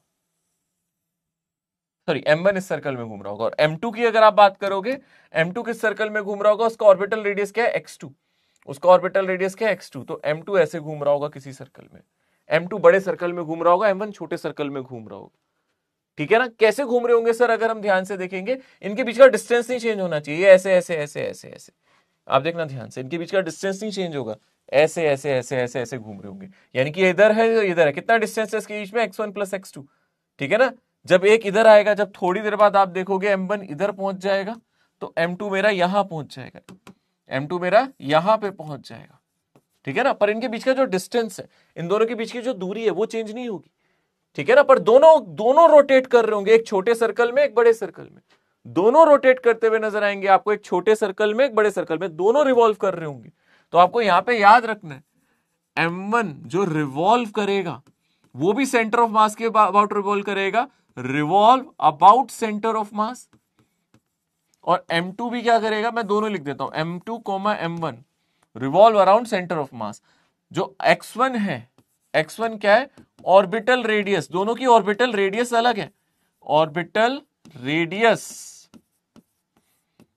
ऑफ m1, और x2 क्या है, ये ऑर्बिटल रेडियस है किसकी, m2 की, दोनों की ऑर्बिटल रेडियस यहां अलग है, पर दोनों का टाइम पीरियड सेम होगा, दोनों का टाइम पीरियड सेम होगा, दोनों का जो टाइम पीरियड है वो कैसा होगा, सेम होगा। इसी को बाइनरी मास सिस्टम कहते हैं। सर टाइम पीरियड आप कैसे कह सकते हो सेम होगा, अरे भाई इनके बीच का डिस्टेंस सेम रहना चाहिए, यानी कि अगर ये ऐसे स्टार्ट करता है, जब ये यहां से वापस घूम के पहुंचेगा, जब दोबारा जब m1 वापस यहां पहुंचेगा, उसी टाइम पे m2 को भी यहां पे वापस आना है, तभी तो इनके बीच का डिस्टेंस फिक्स रहेगा। इन दोनों के बीच की जो दूरी है वो x1 प्लस x2 है, इन दोनों के बीच की जो दूरी है वो x1 प्लस x2 है, आप याद रखो, टाइम पीरियड दोनों का सेम रहेगा। एक बच्चे ने कहा कि सर मैं आप पे यकीन नहीं करता हूं, नहीं करते, सारे तो नहीं करते, बैच का नाम यकीन है, पर मुझ पे तो यकीन होना चाहिए था ना, नहीं है तो कोई बात नहीं, अच्छी बात है, कई बार यकीन नहीं भी करो, प्रूफ मांगो। सर आपको कैसे पता ये सेंटर ऑफ मास के अबाउट रिवॉल्व करेंगे, सर आपको कैसे पता, सर हम कैसे मान ले ये सेंटर ऑफ मास के अबाउट रिवॉल्व करेंगे, है ना सर, हम कैसे मान ले, ठीक है मत मानो, ये तो मान लो कि दोनों सर्कल में घूम रहे होंगे, हाँ सर हम कैसे माने कि एक ही घूम रहा है, हो सकता है दोनों घूम रहे हो, ये तो हम मान सकते हैं ना। तो आप दोनों के सेंट्रीपिटल फोर्स को ध्यान से देखो, दोनों का जो सेंट्रीपिटल फोर्स है वो तो बराबर ही होगा ना, क्योंकि एक दूसरे को अट्रैक्ट कर रहे हैं, तो mv1 square divided by x1 है ना, mv1 square divided by x1 किसके बराबर होगा, mv2 square divided by x2, होगा या नहीं। और v1 को क्या लिख सकते हो, अगर आप ध्यान से देखोगे v1 को क्या लिख सकते हो, 2 पाई x1 बाई टी स्क्वायर, और ऐसे ही mv2 को क्या लिख सकते हो, 2 पाई x2 बाई टी, क्योंकि टाइम पीरियड तो दोनों का सेम है, टाइम पीरियड तो सेम है, ये भी तुम्हें मानना पड़ेगा, नहीं तो इनके बीच की दूरी चेंज हो जाएगी भाई। भाई जिस समय पे ये घूम के यहां आ जाएगा उस समय पे पीला वाला यहां आ जाएगा, टाइम पीरियड तो सेम है, तो सर टी से टी तो कट ही जाएगा, यहाँ पे 2 पाई से 2 पाई वाला टर्म भी कट जाएगा, सर यहां से मिल जाएगा m, और यहाँ पे x1 स्क्वायर है, नीचे x1 है, तो mx1 किसके बराबर हो जाएगा, अगर आप ध्यान से देखोगे m1 था, ये m2 था, सॉरी है ना, m1 और ये m2 था, तो m1 x1 किसके बराबर आ जाएगा, m2 x2, यही तो सेंटर ऑफ मास की कंडीशन होती थी, भूल गए, सेंटर ऑफ मास में होता था ना m1 x1 m2 x2 के बराबर, ये तो याद है ना, सेंटर मास में होता था ना, तो इसका मतलब है x1 और x2 यहाँ पे डिस्टेंस ऑफ सेंटर ऑफ मास है, पढ़ा था सेंटर ऑफ मास में, ये चीज भूल तो नहीं गए हो भाई, तुम लोग भूलते बहुत हो। अगर ये डिस्टेंस x1 है, ये डिस्टेंस x2 है, तो हमें पता है अगर ये मास m1 है, ये मास m2 है, तो सेंटर ऑफ मास में हम m1 x1 को m2 x2 लिखते थे, इससे पता चलता है ये सेंटर ऑफ मास के अबाउट ही घूम रहे। अगर आपको इसका टाइम पीरियड निकालने के लिए आ जाए एग्जाम में, सपोज एग्जाम में आपसे टाइम पीरियड पूछ ले, यही पूछ सकता है, ज्यादा से ज्यादा पता है क्या पूछ सकता है, सपोज आपसे टाइम पीरियड पूछ ले, इसका टाइम पीरियड क्या होगा, इसका टाइम पीरियड क्या होगा, तो बिल्कुल वैसे ही आएगा जैसा अभी तक टाइम पीरियड आ रहा था। बस आप लोग याद रखना इसमें टाइम पीरियड कितना आया था, पीछे देखो टाइम पीरियड निकाले थे क्या अपन ने, टाइम पीरियड निकाले थे क्या यहाँ पे, हाँ सर कुछ फॉर्मूला आया था ऐसे 2 पाई r की पावर 3/2 अंडर रूट gm, ये आया था ना टाइम पीरियड का फॉर्मूला, यही फॉर्मूला आएगा अभी भी, यही फॉर्मूला आएगा, टाइम पीरियड का फॉर्मूला अभी भी यही आएगा। कैसे सर, टाइम पीरियड का फॉर्मूला देखो क्या आएगा, टाइम पीरियड का फॉर्मूला अभी भी यही आएगा, और टाइम पीरियड का फॉर्मूला यहां पे आएगा t इज इक्वल्स टू 2 पाई, और यहां पे आएगा इनके बीच का टोटल डिस्टेंस, यानी कि इनके बीच का टोटल डिस्टेंस कितना है, x1 प्लस x2 जो हम यहां पे ले रहे हैं, डिस्टेंस बिटवीन बोथ स्टार्स, इसकी पावर 3/2 डिवाइडेड बाई g, और जो टोटल मास है m1 प्लस m2, जो टोटल मास है यानी कि m1 प्लस m2, इसका अंडर रूट, ये आएगा टाइम पीरियड। क्या आप इसको डिराइव कर सकते हो सर, बिल्कुल कर सकते हो, कोई मुश्किल है ही नहीं, टाइम पीरियड तो बहुत आराम से निकाल सकते हो, इसको डिराइव कर सकते हो, कुछ नहीं करना, ग्रेविटेशन फोर्स को सेंट्रीपिटल फोर्स से डालना है, आप इसको प्रैक्टिस कर सकते हो, होमवर्क में दे देता हूं, आप लोग ट्राई करना कि आपसे हुआ या नहीं, मैं आपको मेथड बता देता हूं, बहुत आसान है। टाइम पीरियड आप ये डिराइव करना चाहते हो, वैसे जरूरत नहीं है, पर करना चाहो तो कर सकते हो। आप लोग किसी भी एक स्टार को उठा लो, चलो सर हमने m1 को उठा लिया, तो mv1 square divided by x1, ठीक है ना, इसको हम किससे इक्वेट कर देंगे, ग्रेविटेशन फोर्स से, gm1 m2 divided by x1 plus x2 के होल स्क्वायर से इक्वेट कर दो, ठीक है ना। और आपको एक चीज और पता है यहां पे, ठीक है ना, हाँ ठीक है, ये इसी से इक्वेट कर दो, सॉल्व करो, आ जाएगा अपना, ठीक है ना। इसको सॉल्व करके ही हम लोग टाइम पीरियड निकाल सकते हैं, बस ये याद रखना, v1 को यहां पे लिख देना 2 पाई x1 डिवाइडेड बाई टी, यहां से इनको सॉल्व करके ये इक्वेशन बन जाती है, टाइम पीरियड आप इसको निकाल सकते हो। बट मुझे लगता है जरूरत नहीं है डिराइव करने की, लॉजिक है, ये तो हमने पहले देखा था ना, 2 पाई इंटू जो भी डिस्टेंस है उसका पावर 3/2 डिवाइडेड बाई gm, यहां पे m में टोटल मास आएगा और ये डिस्टेंस आएगा, और टाइम पीरियड दोनों का सेम आएगा। यानी कि हम लोग क्या सीखते हैं, टेक अवे करते हैं कि सर हमें ना इतना नहीं पढ़ना, हमें बाइनरी सिस्टम शॉर्ट में समझा दो कि एग्जाम के लिए याद हो जाए, ठीक है ना। हमने आपकी बातें सुन ली, सर हमें वो वाली बातें बताओ जो बाइनरी सिस्टम में हमें याद रखना है। क्या क्या याद रखना है बाइनरी सिस्टम में, हमें याद रखना है, अगर यहां पे सर्कल की बात की तो एक नहीं दो बनेंगे, यहां पे एक सर्कल नहीं बनेगा, दो सर्कल बनेंगे, स्टार अलग अलग रेडियस में घूम रहे होंगे और दोनों रिवॉल्व करेंगे, एक रिवॉल्व नहीं करेगा, यहां पे दोनों रिवॉल्व करेंगे, ठीक है ना। ऑर्बिटल रेडियस दोनों का अलग होगा, आप कहां कहोगे, सेंटर ऑफ मास के अबाउट रिवॉल्व करेंगे, दोनों दोनों सेंटर ऑफ मास को सेंटर मान के, यानी कि ये वाला इस सर्कल में घूमेगा, ये वाला बड़े वाले सर्कल में घूमेगा, ये वाला ऐसे बड़े वाले सर्कल में घूमेगा, दोनों स्टार सर्कुलर मोशन में ही होंगे, ऑर्बिटल ही करेंगे, दोनों का टाइम पीरियड यहां पे सेम होगा, कितना होगा, 2 पाई, जो भी इनके बीच का डिस्टेंस है, मान लो इन दोनों के बीच का डिस्टेंस दे दे एग्जाम में, वो कहे इन दोनों के बीच का डिस्टेंस ये है, तो आप 2 pi a cube divided by under root g times total mass m1 plus m2 लिख सकते हो, ठीक है ना। ये टाइम पीरियड आप देख सकते हो, ये सेम है, टाइम पीरियड में दोनों में फर्क नहीं है, सेम फॉर बोथ, ये इंपॉर्टेंट है, ठीक है ना। और क्या इंपॉर्टेंट है यहां पे, both revolve around center of mass, both revolve around centre of mass, दोनों सेंटर ऑफ मास के अबाउट रिवॉल्व करेंगे। ऑर्बिटल रेडियस x1 और x2, इनकी ऑर्बिटल रेडियस अलग होगी। Orbital radius are different. क्या सर ऑर्बिटल रेडियस भी सेम होती है? हो सकती है, हो सकती है। अगर दोनों के मासेस सेम हो गए तो ऑर्बिटल रेडियस क्या हो जाएगी, a/2 हो जाएगी दोनों की। अगर मासेस सेम हो गए तो ऑर्बिटल रेडियस सेम होगी, अदरवाइज अलग अलग ऑर्बिट में घूमेंगे। बड़ा स्टार, जो भारी स्टार है, वो छोटे ऑर्बिटल रेडियस में घूमेगा और हल्का वाला स्टार बड़े ऑर्बिटल रेडियस में घूमेगा। सर अर्थ मास सिस्टम में ऐसा क्यों नहीं हुआ था? सर यहां पे क्यों नहीं हुआ था? अर्थ और सैटेलाइट वाले में ऐसा क्यों नहीं हुआ था? सर अर्थ क्यों नहीं घूमी थी, सिर्फ सैटेलाइट क्यों घूमा था? क्योंकि वहां पे जो मास था ना अर्थ का, वो बहुत ज्यादा था, तो वहां पे x1 ऑलमोस्ट जीरो हो गया था। मास ऑफ अर्थ इतना ज्यादा है कि x1 ऑलमोस्ट जीरो हो जाता है वहां पे, इसीलिए यहां पे सैटेलाइट अर्थ के अबाउट घूमता है। पर बाइनरी स्टार सिस्टम में, बाइनरी स्टार सिस्टम की अगर आप बात करोगे तो यहां पे दोनों घूमते हैं। बाइनरी स्टार सिस्टम में दोनों घूमते हैं, अर्थ मास सिस्टम में, अर्थ सैटेलाइट सिस्टम में एक घूमता है। क्या AK-47 है कॉन्सेप्ट? ठीक है ना?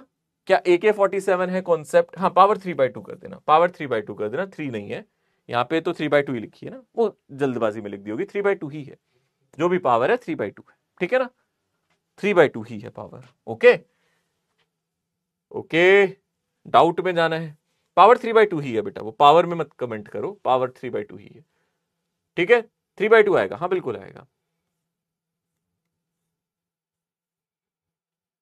टाइम में रूट नहीं आएगा सर, टाइम में रूट नहीं आएगा। GM-G2 कहां लिखा है टाइम में रूट? टाइम पे रूट कहां लगाया बच्चे? टाइम पे रूट नहीं लगाया, टी लिखा है बस यहाँ पे, है ना, टी लगाया यहाँ पे, टाइम पे रूट थोड़े ना लगाया, कहां लगाया टाइम पे रूट? सही है, ठीक है ना, ओके, ठीक है, सही है, फॉर्मूला ठीक है, ओके, बस बात 3/2 कर देना।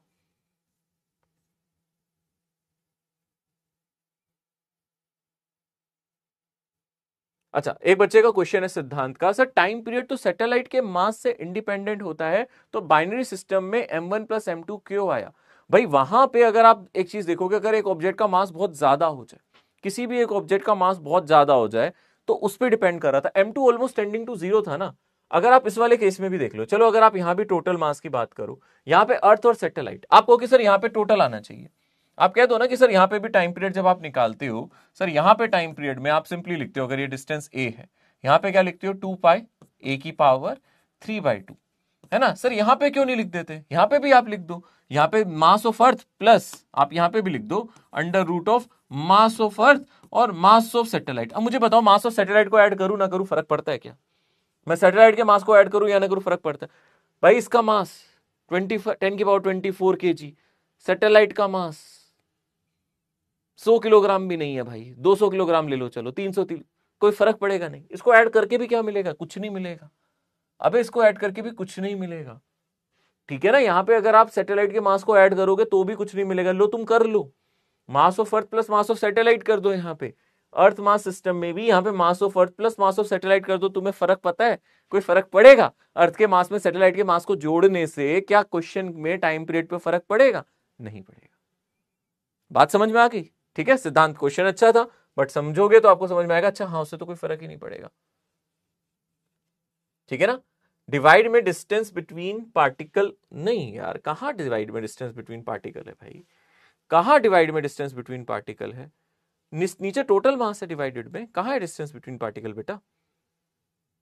कहां है? यहां पे आता है 2π इसकी पावर, यहां डिस्टेंस बिटवीन पार्टिकल है, ऊपर है डिस्टेंस बिटवीन पार्टिकल भाई, नीचे नहीं है, नीचे तो टोटल मास है, ओके, नीचे टोटल मास है,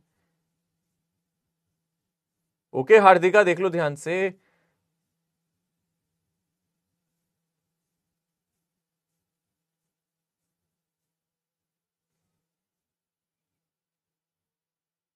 sir time period mass of satellite के इंडिपेंडेंट कैसे हो गया? क्योंकि फॉर्मूले में मास ऑफ सैटेलाइट है।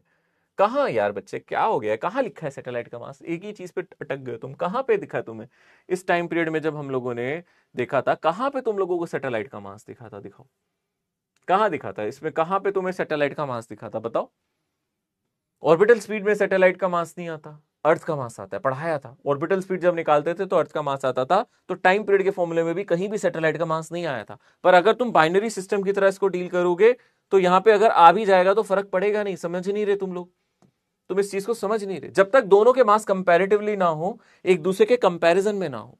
अगर आप एक बहुत बड़े ऑब्जेक्ट के आसपास छोटे ऑब्जेक्ट को घुमाओगे तो टाइम पीरियड सिर्फ बड़े ऑब्जेक्ट के मास पर डिपेंड करेगा। अगर आप कहते हो नहीं तो हम छोटे मास को भी जोड़ देते हैं, पर फर्क पड़ेगा। 10⁻24 kg मास है अर्थ का, उसमें सैटेलाइट का मास जोड़ दो, कुछ फर्क पड़ेगा? समझो बात को, कोई फर्क नहीं पड़ेगा भाई। आप जोड़ दो नीचे, फर्क नहीं पड़ेगा। ठीक है, समझ में आ रहा है? तो जो हम बाइनरी सिस्टम पढ़ रहे हैं वहां पे फर्क पड़ रहा है, क्योंकि वहां पे दोनों ऑर्बिट कर रहे हैं, दोनों चीजें ऑर्बिट कर रही हैं, इसलिए दोनों मासेस आए हैं। अब जब एक ही चीज ऑर्बिट करेगी तो एक ही मास आएगा नीचे, दोनों मासेस नहीं आएंगे। ध्यान दो, जल्दी बताओ। AK-47 है, डाउट क्लियर है? अर्थ सैटेलाइट सिस्टम में अर्थ का मास ही काम करना है, सैटेलाइट के मास का कोई काम ही नहीं है।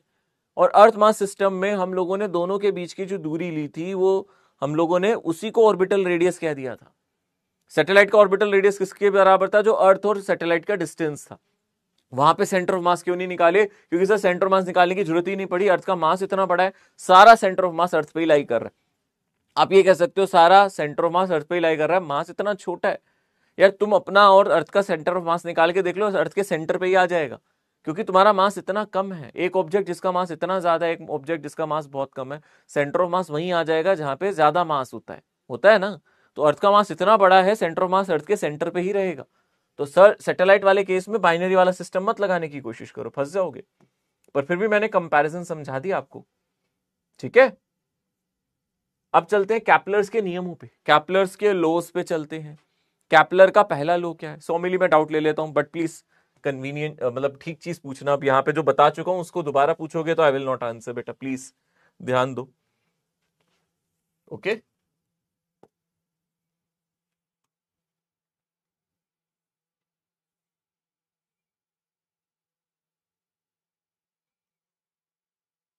बेटे, युगनंत कौन है भाई? भाई युगनंत बेटा थोड़ा सा ध्यान दो, नाम आ रहा है, एक दो बार और आएगा तो फिर मैं ब्लॉक करा दूंगा, प्लीज।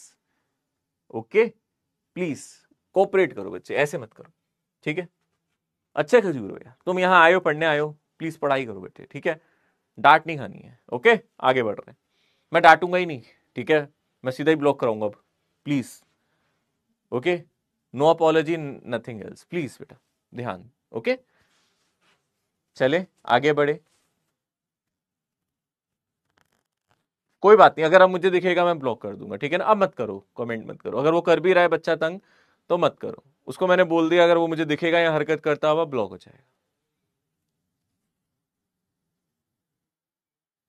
ठीक है। ओके चले आगे बढ़े, ठीक है। चलो कैप्लर्स के नियम, कैप्लर्स स्टार्टिंग में याद है, अपना चैप्टर शुरू यहीं से हुआ था।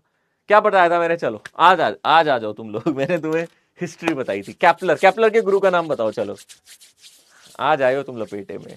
पहले दिन ही मैंने ग्रेविटेशन स्टार्ट करते टाइम कैप्लर्स के बारे में बताया था, और आज पढ़ रहे हैं।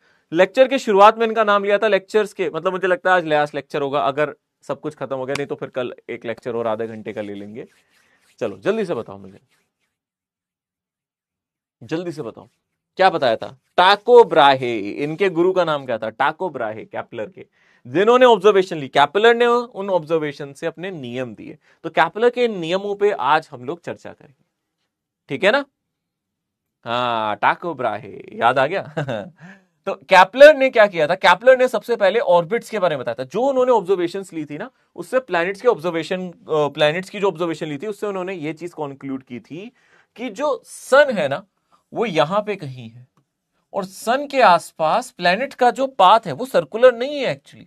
उन्होंने कहा वो पाथ है इलिप्टिकल, यानी कि इस तरीके से इलिप्टिकल मोशन करते हैं। तो planets are doing elliptical motion around the sun. आप जानते हो इलिप्स के बारे में? थोड़ा बहुत पढ़ाया है यार आपको मैंने इलिप्स के बारे में। ये इलिप्स होता है, इस तरीके से इलिप्स नजर आएगा, ठीक है ना। ये कौन सा ऑब्जेक्ट है? इलिप्स। ये कैसी शेप है? याद है मैंने इसकी इक्वेशन वगैरह भी लिखाई थी, इलिप्स है, ठीक है। एक मेजर एक्सिस होती थी, एक माइनर एक्सिस होती थी। मेजर यानी कि बड़ी, माइनर यानी कि छोटी। माइनर, मेजर, छोटी एक्सिस, बड़ी एक्सिस, और मेजर का आधा सेमी मेजर, सेमी मेजर। समझ रहे हो? इसको हम लोग क्या बोलते हैं? अगर ध्यान से देखोगे इलिप्स कहते हैं। तो आप इस डिस्टेंस को बोलते हो semi major, semi major axis कहते हो, एक्सिस का आधा, है ना, इसको आप सेमी मेजर एक्सिस कह देते थे। और यहां पे क्या बनता था, दिस इज सेमी, सेमी का मतलब आधा, और माइनर यानी कि छोटा, सेमी माइनर एक्सिस, ये इलिप्स होता था। और इलिप्स में दो फोकस होते हैं बेटा, एक फोकस यहां पे लाई करता है कहीं, ठीक है ना, और एक फोकस यहां पे कहीं लाई करता है, ठीक है ना, दो फोकस होते हैं, ये इलिप्स होता है। ओके, तो उसने ये बोला कि ये सर्कल जैसा नहीं है, सर्कल में मेजर एक्सिस माइनर एक्सिस बराबर होते हैं, पर ये इलिप्स है, ठीक है। तो उसने बोला था जो सन है वो किसी एक फोकस पे, दो फोकस में से किसी एक फोकस पे है ना। तो दो फोकस होते हैं ना, तो फोकस को हम फोकाई कह देते हैं। फोकाई मतलब जब प्लूरल फॉर्म की बात करते हैं, हम फोकसेस नहीं बोलते, ठीक है। जनरली हम लोग एस लगा देते हैं ना प्लूरल फॉर्म में, जब एक से ज्यादा चीजें होती हैं। अब हम फोकसेस नहीं लिखते, फोकाई लिख देते हैं। फोकाई मतलब दो फोकस है ना, तो सन इनमें से एक फोकस पे लोकेटेड होगा, ये कैप्लर ने बोला था। कैप्लर ने बताया था अबाउट द पाथ। तो अगर हम इसके पहले नियम की बात करें, तो उन्होंने पहले नियम में, पहले लॉ में सिर्फ पाथ के बारे में बताया था। उन्होंने बताया था path of planets are not circular, are elliptical. कैसा पाथ है उनका, जल्दी से बोलो, कैसा पाथ बताया था इन्होंने, elliptical around sun, elliptical path बताया था इन्होंने। कैसा पाथ बताया था, बोलो, इलिप्टिकल बताया था, ठीक है ना, elliptical with sun at one of the foci, with sun located at one of the foci, ठीक है। अब कई बच्चे कहते हैं सर इस वाले फोकाई पे होता है, दूसरे वाले पे नहीं हो सकता। अबे वो देखने के नजरिए पे, आगे से देखोगे, यहां से देखोगे तो ऐसे लगेगा, पीछे से देखोगे तो आपको राइट वाले फोकाई पे दिखेगा। अब इसमें झंझट में मत पड़ना कि सर वो लेफ्ट वाले फोकाई पे होता है, राइट वाली पे। अरे किसी पे भी हो सकता है, किसी पे भी हो सकता है। सर हमने तो किताबों में यही डायग्राम पढ़ा है, ठीक है। अरे कहीं भी रख लो बेटा, यहां रख लो, यहां रख लो। अगर आप सन के पीछे जाके देखोगे तो आपको लगेगा राइट वाले फोकाई पे है, आगे से देख रहे हो तो आपको लगेगा लेफ्ट वाली फोकाई पे है, ठीक है। तो यहां पे सन लोकेटेड होता है, और प्लैनेट्स जो ऑर्बिट करते हैं वो सन के अराउंड ऑर्बिट करते हैं, ठीक है ना। Path of planets are elliptical with sun located at one of the foci. समझ में आ रहा है अच्छी तरीके से, ये हमें प्लैनेट नजर आ रहे। तो यहां से हमें एक चीज समझ में आती है, distance between sun and planets is not constant, है ना। आप देख सकते हो प्लैनेट का डिस्टेंस सन के डिस्टेंस, सन से क्या होता जा रहा है, चेंज हो रहा है, यानी कि separation between them is not constant. याद रखोगे, सेपरेशन कैसा उनके बीच में, separation between them is not constant. उन दोनों के बीच की जो दूरी है वो कांस्टेंट नहीं है, वो चेंज करती रहेगी, वो दूरी बदलती रहेगी, समय के साथ वो दूरी क्या होती रहती है, बदलती रहती है। ये पहला नियम है, सिर्फ पाथ को बताता है, ठीक है ना। ये पाथ को डिफाइन कर रहा है, सिर्फ लॉ ऑफ पाथ है, सिर्फ पाथ को डिफाइन कर रहा है। इसके बाद आते हैं सेकंड लॉ पे। कैप्लर का दूसरा नियम क्या है, कौन बताएगा मुझे, चलो चार्ट में, किसी को याद है कैप्लर ने दूसरा नियम क्या बताया था। सन तो यहां पे बता दिया उसने पहले, यहां पे है जी, सन तो यहां पे है ना, सन यहां पे है। अब अगर आप ध्यान से देखोगे, प्लैनेट का जो डिस्टेंस है वो फिक्स नहीं है, इसके साथ साथ और भी एक चीज है जो फिक्स नहीं है, वो पता है क्या है, वो है उसकी स्पीड। उसकी स्पीड सेम नहीं है हर जगह। सर्कुलर पाथ में होता तो यूनिफॉर्म स्पीड से घूमता, यूनिफॉर्म सर्कुलर मोशन करता, यूसीएम करता। यहां पे यूसीएम नहीं है, यहां पे सर्कुलर मोशन नहीं है। पहली बात तो इलिप्स में घूम रहा है, और दूसरी बात सन से उसकी दूरी चेंज हो रही है। अगर आप ध्यान से देखोगे, प्लैनेट और सन की दूरी क्या होती जा रही है, चेंज हो रही है। तो उन्होंने ये चीज नोटिस करी कि सन से प्लैनेट तक का जो डिस्टेंस है वो फिक्स नहीं है। वैसे वैसे आप ये भी कह सकते हो स्पीड, अब ये मैं लॉ नहीं लिख रहा, अभी मैं आपको चीजें समझा रहा हूं। Speed of planet is not constant, उसकी स्पीड कांस्टेंट नहीं है। बट यहां पे एक बट आ गया, बट स्पीड तो कांस्टेंट नहीं है, स्पीड तो कांस्टेंट नहीं है। आपको पता है यहां पे प्लैनेट स्लो चल रहे होते हैं, और जैसे जैसे सन के पास आते रहते हैं उसकी स्पीड बढ़ती रहती है। जैसे जैसे सन के पास आएंगे स्पीड बढ़ती जाएगी। सर हमें याद नहीं रहता कि स्पीड ज्यादा कहां होती है, कम कहां होती है। हमारा टीचर हमें पता है कैसे याद कराता था, कई बार बच्चे ऐसे सवाल पूछ लेते हैं, सर मैं तो भूल जाता हूं। वैसे भूलना नहीं चाहिए सर, सन के पास आके स्पीड बढ़ जाएगी, ऑर्बिट रेडियस छोटा हो जाएगा, स्पीड बढ़ जाएगी।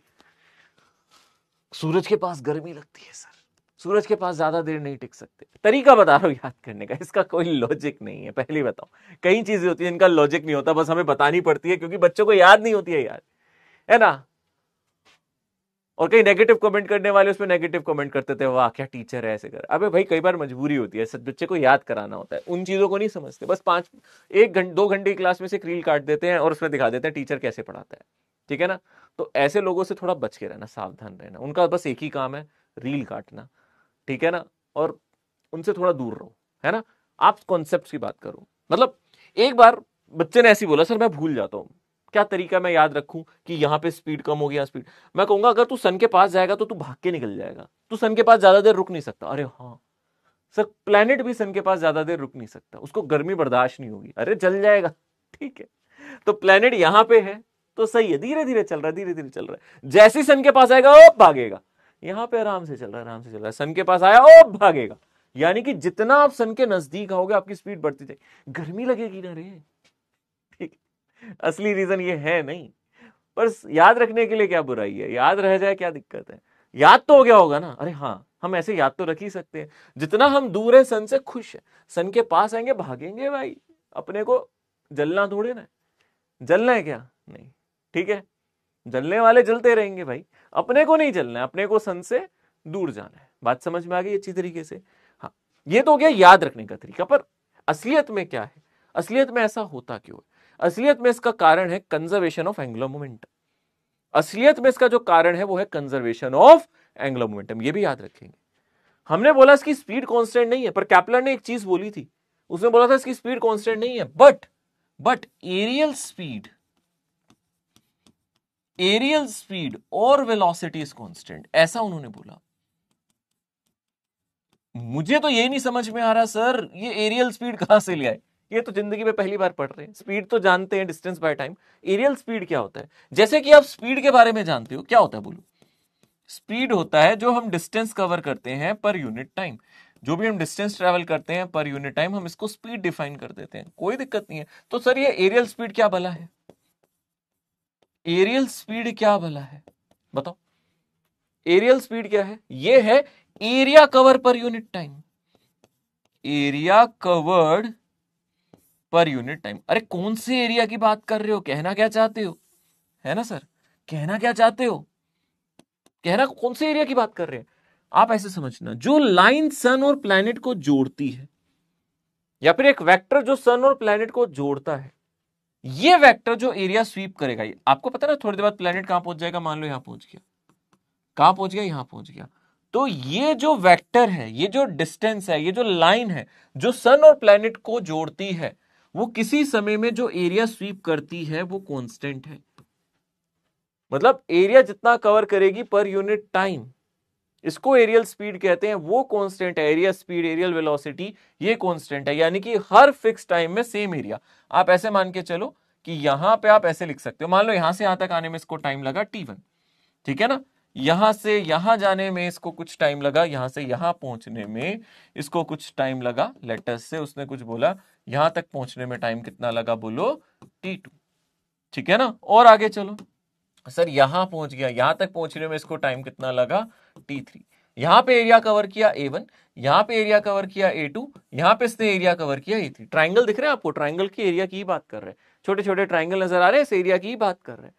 तो अकॉर्डिंग टू कैपलर्स, तो कैपलर्स ने क्या बोला था यहां पे, उन्होंने बोला था area per unit time a1 by t1 इस बराबर a2 बाई t2 इस बराबर a3 बाई t3 एंड सोन। आप जो भी एरिया निकाल रहे हो उसको उसके टाइम से डिवाइड कर दो, जितने टाइम में वो एरिया कवर कर रहा है। Area by time is a constant, यानी कि इन शॉर्ट उन्होंने बोला a by T is constant, ठीक है ना। अब ये हम एवरेज लिख देते हैं, बट इन जनरल उन्होंने ऐसे थोड़े ना लिखा होगा, उन्होंने थोड़ा सा साइंटिफिक नोटेशन में लिखा था। उन्होंने लिखा था da बाई डी टी, इसको डिफाइन किए थे वो एरियल वेलोसिटी। हम तो एवरेज निकाल लेते हैं भाई, total area total time, but da by D T instantaneous area by time उन्होंने बोला था इज कांस्टेंट। याद रहेगा, दिस इज कांस्टेंट, ये उन्होंने बोला था।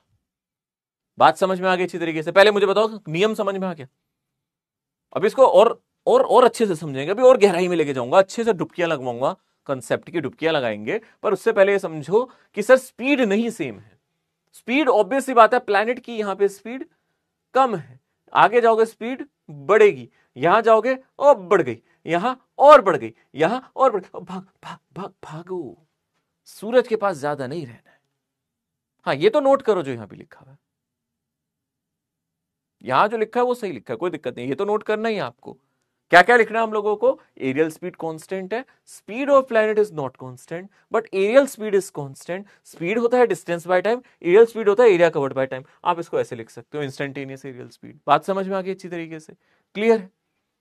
पर सर ये आया कहां से? केपलर को सपने आते थे क्या? केपलर को क्या सपने आते थे क्या ये ऐसे हो गया? नहीं, आपको पता है ये सच है, इसको हम प्रूफ कर सकते हैं कि एरियल स्पीड कांस्टेंट होगी। कैसे? केपलर ने लॉ दिया था, केपलर ने लॉ दिया था, केपलर ने कोई प्रूफ के साथ नहीं बोला था, बाद में हम इसको प्रूफ कर सकते हैं। ये कैसे आया? ये कंजर्वेशन ऑफ एंगुलर मोमेंटम से आया। अब सर एंगुलर मोमेंटम कंजर्व होगा क्या? क्या एंगुलर मोमेंटम कंजर्व होगा क्या? आप मुझे बताओ, एंगुलर मोमेंटम कंजर्व होगा क्या? सन मास सिस्टम का, सन प्लैनेट सिस्टम को हम डिस्कस करते हैं, सन प्लैनेट सिस्टम की बात करते हैं और इसके बारे में बात करते हैं। अगर हम ध्यान से देखिए, इसके एंगुलर मोमेंटम पे पहले चर्चा करो। एंगुलर मोमेंटम इसका कांस्टेंट है क्या? कैसे कांस्टेंट होता है? एंगुलर मोमेंटम कब कांस्टेंट होता है? चलो ये बताओ, किसी भी चीज का एंगुलर मोमेंटम कब कांस्टेंट होता है? जब नेट टॉर्क जीरो होता है सर। अगर आप ध्यान से देखो, ये सन है, यहां पे देखो ये प्लैनेट है, एक सन और ये प्लैनेट, और जो फोर्सेस लग रहे हैं एक दूसरे की तरफ लग रहे हैं, यहां पे प्लैनेट है, ठीक है? दो फोर्सेस नजर आ रहे हैं आपको सर, एक फोर्स प्लैनेट की तरफ लग रहा है और प्लैनेट का सन की तरफ लग रहा है, देख रहे हो ना? देखो ध्यान से, आप प्लैनेट को अपनी तरफ खींच रहा है सन, और प्लैनेट सन को अपनी तरफ खींच रहा है, तो आप देख सकते हो यहां पे दो फोर्सेस हैं। ऐसे सिस्टम को क्या कहते थे जहां इक्वल एंड अपोजिट फोर्स होते थे? याद है? याद है? कपल कहते थे। रोटेशन पढ़ा है या भूल गए? कपल कहते थे। और कपल का टॉर्क हमेशा क्या आता था? उसका एंगुलर मोमेंटम हमेशा क्या आता था? उसका टॉर्क क्या आता था? आप निकाल चुके हो। चलो नहीं भी याद तो कोई दिक्कत नहीं है, आप एक काम करो, सन के अबाउट टॉर्क निकाल लो। दोनों ही फोर्सेस एक्सिस से पास कर रहे हैं। अरे आप यहां से निकाल लो, एक काम करो, अपनी एक्सिस ऑफ रोटेशन यहां से मान लो, आप ए और यहां से मान लो, तो आप कहोगे सर यहां से फोर्स आ रहा है, यहां से फोर्स जा रहा है, तो सर नेट टॉर्क जीरो हो जाएगा। आप नेट टॉर्क निकालो अबाउट सन, ठीक है ना? आपने कहा मानी इफ ए ओ आर, अगर आपने कहा मान ली if A O R is at sun, आप यहां पे सन पे मान लो, तो जो नेट टॉर्क है वो जीरो आ रहा है या नहीं आ रहा है? नहीं सर, हमें कैसे पता जीरो आएगा? अबे भाई यही तो रोटेट कर रहा है प्लैनेट, और जो ये एक्सिस है, जो फोर्स है वो टुवर्ड्स द एक्सिस जा रही है, तो फोर्स एक्सिस से ही पास कर रहे हैं, तो नेट टॉर्क क्या हो जाएगा? जीरो। नेट टॉर्क क्या हो जाएगा? जीरो। सर सिर्फ सन पे ही एक्सिस ऑफ रोटेशन मान सकते हैं, बाहर नहीं ले सकते? आप कहीं भी ले लो, क्योंकि ये कपल है। तो अगर आपने पढ़ा होगा मोमेंट ऑफ कपल, मैंने पढ़ाया था, मोमेंट ऑफ कपल में इक्वल एंड अपोजिट फोर्स लगते थे, याद है? भूल गए ना? मोमेंट ऑफ कपल, अरे मैंने बताया था ढक्कन खोलते हैं भाई बोतल का, ऐसे ऐसे खोलते हैं, याद है? ऐसे बंद करते हैं, तो एक फोर्स अगर ऊपर लग रहा है तो एक नीचे लगेगा, एक राइट लग रहा है तो एक लेफ्ट लगेगा, इक्वल एंड अपोजिट फोर्स लगेंगे, बताया था। और मैंने बोला था जब आप कपल निकालते हो, यानी कि दोनों के टॉर्क को जोड़ते हो, उसी को मोमेंट ऑफ कपल कहते हैं। और मोमेंट ऑफ कपल में मैंने आपको एक और चीज बताई थी, मोमेंट ऑफ कपल में क्या चीज बताई थी? आप कहीं पे भी एक्सिस ऑफ रोटेशन मान लो, कहीं पे भी एक्सिस ऑफ रोटेशन मान लो, आपका मोमेंट ऑफ कपल यानी कि नेट टॉर्क सेम आएगा। तो अगर आप एक्सिस ऑफ रोटेशन सन पे मान रहे हो तो टॉर्क जीरो आ रहा है, अगर मैं एक्सिस ऑफ रोटेशन यहां ले लूं तो भी टॉर्क जीरो आएगा, मैं एक्सिस ऑफ रोटेशन यहां ले लूं तो भी टॉर्क जीरो आएगा। आप कहीं भी एक्सिस ऑफ रोटेशन ले लो, टॉर्क जीरो आएगा। और अगर टॉर्क जीरो आएगा तो एंगुलर मोमेंटम सिस्टम का क्या रहेगा? कंजर्व रहेगा। Angular momentum of system is conserved. याद रखोगे या नहीं? बताओ किस किस को याद हो गया? AK-47 चला दो। यहां पे क्या बताया मैंने? सन प्लैनेट सिस्टम का नेट टॉर्क जीरो है। आप एक्सिस ऑफ रोटेशन कहां ले रहे हो? सन पे ले लो तो भी जीरो है, प्लैनेट पे ले लो तो भी जीरो है, बाहर ले लो, कहीं भी ले लो, एक्सिस ऑफ रोटेशन कहीं भी ले लो, क्योंकि वैसे वो सन के अबाउट रोटेट कर रहा है, बेटर है एक्सिस ऑफ रोटेशन सन पे ले लो, तो टॉर्क जीरो है। दोनों फोर्सेस एक्सिस ऑफ रोटेशन से पास कर रहे हैं, और टॉर्क जीरो है तो एंगुलर मोमेंटम कंजर्व होगा। टॉर्क जीरो है तो एंगुलर मोमेंटम कंजर्व होगा। और अगर एंगुलर मोमेंटम कंजर्व है तो इससे क्या फर्क पड़ता है सर? आप देखो थोड़ी देर पहले, है ना, मैं यहां डायग्राम बना देता हूं, एक काम करता हूं, फिर से पूरा डायग्राम बना देता हूं यहां पे, ठीक है? यहां पे हमने अपना सन मान लिया था, ये हमारी ऑर्बिट हो गई, ठीक है ना। अगर आप ध्यान से देखोगे यहां पे हम लोग अपना सन मान लेते हैं, इधर लिया हम लोगों ने सन, और यहां पे हमने लिया मास, ठीक है ना, यहां पे हमने कंसीडर कर लिया मास। थोड़ी देर बाद ये ऑब्जेक्ट यहां पहुंच जाएगा, कितना डिस्टेंस कवर करेगा, मान लो छोटा सा टाइम है, कितना कवर करेगा, V D T, speed into time. ये इतना छोटा डिस्टेंस है, वैसे तो सर स्पीड कांस्टेंट नहीं होती आप बोले थे, पर ये इतना छोटा टाइम है, इतने छोटे टाइम के लिए मैं बहुत छोटू सा टाइम ले रहा हूं, बहुत छोटा सा, इतने छोटे से टाइम के लिए स्पीड को कांस्टेंट रख सकता हूं। तो ये जो डिस्टेंस आपने कवर की है, ये जो डिस्टेंस कवर की है एक्स, ये डिस्टेंस किसके बराबर हो जाएगा, वीडीटी के, ठीक है ना। और अब अगर आप यहां से यहां चले गए तो ये आर भी ऑलमोस्ट कांस्टेंट ही रहेगा, ये आर भी इतना चेंज नहीं हुआ। अरे आप ये बहुत छोटा सा ट्राइंगल मान रहे हो, समझते हो, बहुत पतला सा बारीक सा ऐसे बहुत छोटू सा एकदम इतना छोटा सा ट्राइंगल मान के चलते हो, ये इतना छोटा सा डिस्टेंस है कि आर ऑलमोस्ट कांस्टेंट है और एक्स को हम वीडीटी लिख देते हैं। और आपको याद है वेक्टर्स में हम लोगों ने पढ़ा था, अगर आप इसको आर वेक्टर बोल रहे हो, क्या बोल रहे हो आप, इसको बोल रहे हो आर वेक्टर, तो एरिया ऑफ अ ट्राइंगल कैसे निकालते थे, अगर आपको वेक्टर याद है, एरिया ऑफ अ ट्राइंगल, छोटा सा ट्राइंगल का एरिया बनेगा, एरिया ऑफ अ ट्राइंगल आप यहां से कैसे निकालते थे, कैसे निकालते थे, याद है, एरिया ऑफ अ ट्राइंगल निकालने के लिए हम लोग क्या करते थे, हाफ इनका क्रॉस प्रोडक्ट कर देते थे, R cross V D T, आप ये कर दो, है ना, और ये परपेंडिकुलर है तो आप यहां पे डीए को सिंपली लिख सकते हो half R V D T, या फिर हाफ बेस इंटू हाइट कर दो, आप इसको मान लो ऑलमोस्ट हाइट है, इसको बेस मान लो, हाफ बेस इंटू हाइट कर दो, ऐसे कर लो, जैसे मर्जी समझ लो। ये छोटा सा एरिया आ जाएगा ट्राइंगल का, ये क्या आ जाएगा, छोटा सा एरिया आ जाएगा ट्राइंगल का, हाफ ए क्रॉस बी, याद होगा आपको मैंने पढ़ाया था, अगर दो साइड हमें दिख जाए, हमें दिख जाए ये वेक्टर ए है, ये वेक्टर बी है, तो यहाँ ट्राइंगल बनेगा, इसका एरिया हाफ ए क्रॉस बी होगा, वेक्टर्स में पढ़ाया था, उसी को यूज कर लो, नहीं याद तो याद कर लो भाई, और क्या कर सकते हो, अगर भूल गए हो तो याद रखो। अच्छा सर ठीक है, तो सर यहाँ पे D A by D T कितना आ गया, एरियल वेलोसिटी किसके बराबर आ गया, आर वी बाई टू, ऐसे ही कुछ आ गया, है ना, आर वी बाई टू ऐसे ही आ गया, ठीक है ना। अगर आप इसको कहो कि सर हमें परपेंडिकुलर नहीं नजर आ रहे तो आप ऐसे भी लिख सकते हो, कोई बात नहीं, लिखे रहने दो। आप एक काम करो, यहाँ पे आर क्रॉस वी लिख दो, ऐसे लिख दो, और इसका मैग्नीट्यूड लिख दो, डी टी को यहाँ लिखो, ऐसे लिख दो, तो आप यहाँ पे लिखोगे D A by D T, यहां से आ गया हाफ आर क्रॉस वी, ऐसे लिख दो। चलो सर हम इनके बीच में एंगल 90 डिग्री नहीं मानते, हम आर क्रॉस वी लिखेंगे, लिखे रहने दो। और अब इसको मास से मल्टीप्लाई कर दो, किसको मास से मल्टीप्लाई कर दो, अगर आप ध्यान से देखोगे दोनों साइड को मास से, या फिर एक काम करो मास से मल्टीप्लाई डिवाइड कर दो, तो एम आर क्रॉस वी होता है एंगुलर मोमेंटम, और डिवाइडेड बाई 2m, ये D A by D T आ गया, ये आ जाता है D A by D T, क्या आ जाता है, अगर आप ध्यान से देखोगे बोलो D A by D T, ये क्या आ जाता है, एंगुलर मोमेंटम, ये किसके बराबर आ जाता है, बोलो D A by D T. और क्योंकि एंगुलर मोमेंटम क्या है, कांस्टेंट है, क्योंकि एंगुलर मोमेंटम कांस्टेंट है तो एरियल वेलोसिटी भी क्या हो गया, कांस्टेंट। देखो एल कांस्टेंट, एम कांस्टेंट, तो एरियल वेलोसिटी भी क्या हो गया, कांस्टेंट हो गया, ठीक है ना। फिर से देखो यहाँ पे हमने क्या लिखा, D A by D T किसके बराबर आया, बोलो D A by D T किसके बराबर आया, एम आर क्रॉस बी, इसको बोलते हैं angular momentum divided by 2m, है ना, angular momentum divided by 2m, magnitude लिख लेते हैं। तो अगर आप ध्यान से देखोगे क्योंकि एंगुलर मोमेंटम कांस्टेंट है तो डीए बाई डी टी भी क्या हो जाएगा, कांस्टेंट हो जाएगा, ये प्रूफ हो गया, ये केपलर का सेकंड लॉ का प्रूफ हो गया। आपसे पूछ सकता है Kepler second law is based on, ऐसा क्वेश्चन आता है एग्जाम में, Kepler second law is based on, किस पे बेस्ड है, किस प्रिंसिपल पे बेस्ड है, कैसे आप निकाल सकते हो, Kepler's second law is based on, ये किस पे बेस्ड है, कैसे हम लोगों ने समझ लिया, कैसे हमने इसको प्रूव करा, किस पे बेस्ड है, ये बोलो कंजर्वेशन ऑफ एंगुलर मोमेंटम, ये एंगुलर मोमेंटम के कंजर्वेशन को समझाता है। एंगुलर मोमेंटम अगर कंजर्व नहीं होता तो केपलर का सेकंड नियम वैलिड नहीं होता, क्योंकि केपलर का सेकंड लॉ है एरियल वेलोसिटी, तो हमने यहां पे पहले एरिया का फॉर्मूला लिखा, इस dt को यहां डिवाइड किया, हाफ आर क्रॉस वी बना, m से मल्टीप्लाई डिवाइड किया, मास से मल्टीप्लाई डिवाइड किया, तो ये आ गया एंगुलर मोमेंटम बाई 2m, तो ये da बाई dt हो गया एंगुलर ये हमारी एरियल वेलोसिटी हो गई, क्योंकि l कांस्टेंट है, m कांस्टेंट है, क्योंकि एंगुलर मोमेंटम कांस्टेंट है, मास कांस्टेंट है, तो एरियल वेलोसिटी कांस्टेंट आ गई। ये केपलर का सेकंड नियम था, बड़े ध्यान से देख लो, दिस इज अ सेकंड नियम, this is a second law of Kepler, this is a second law of Kepler, याद रखोगे अगर आप ध्यान से देखो, लिख सकते हो। हर जगह पे एंगुलर मोमेंटम क्या रहेगा, सेम रहेगा, मतलब जब प्लैनेट रिवॉल्व करते हैं सन के अराउंड, एंगुलर मोमेंटम हर जगह पे क्या रहता है, सेम रहता है, एंगुलर मोमेंटम हर जगह पे क्या रहता है, सेम रहता है, याद रखोगे, ठीक है। मैं आपको एक चीज बता देता हूं, जब सन के अबाउट प्लैनेट रिवॉल्व कर रहे होते हैं तो सबसे दूर कहां पे है प्लेनेट? सबसे दूर कहां पे है? सबसे दूर कौन सी पोजीशन है? सबसे दूर वाली पोजीशन बताओ सर। यहां पे सबसे दूर है प्लेनेट, सबसे दूर है सन से, सबसे दूर है। इस पोजीशन को बोलते हैं एपहेलियन। क्या बोलते हैं इस पोजीशन को? एपहेलियन। एपीलियन पोजीशन। एपीलियन में क्या होगा?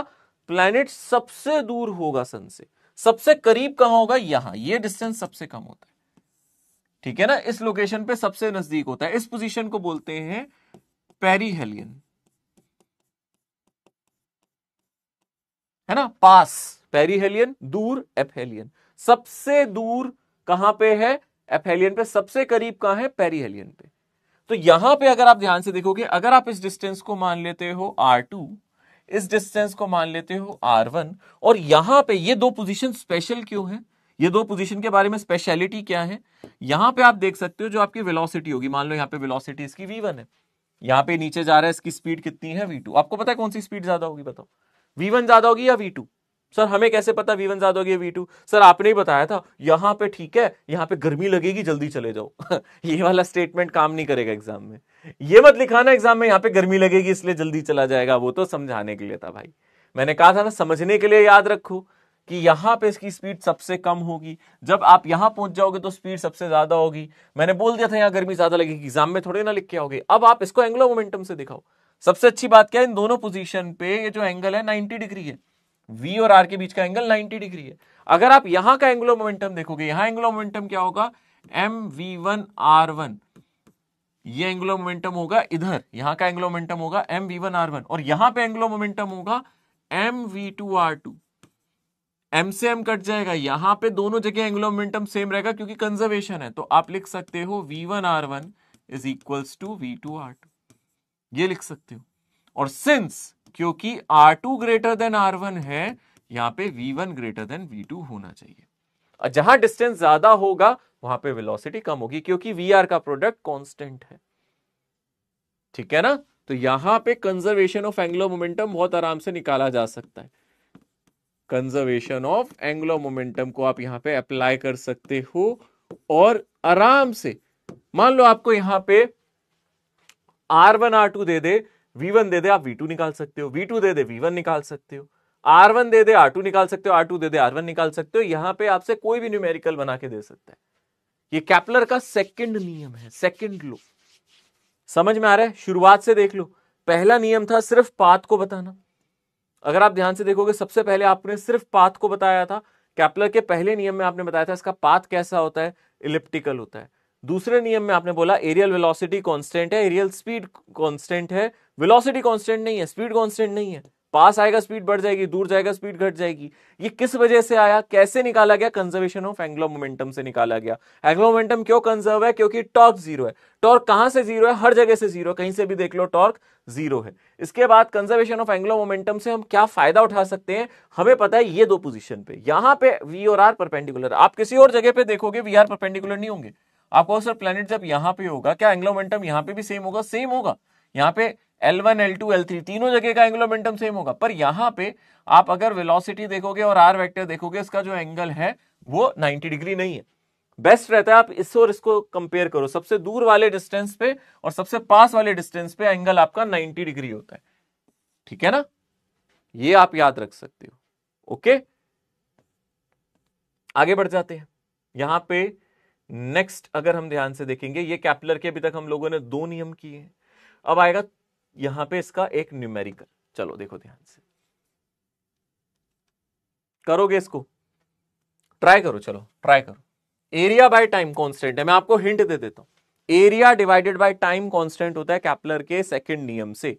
एरिया डिवाइडेड बाय टाइम क्या होता है? कांस्टेंट होता है। क्वेश्चन पूछ रहा है, let A be the area swept by the line joining the earth and the sun during the February 2012, the area swept by the same line during the first week of the month. चलो, easy सवाल है, ध्यान से पढ़ो।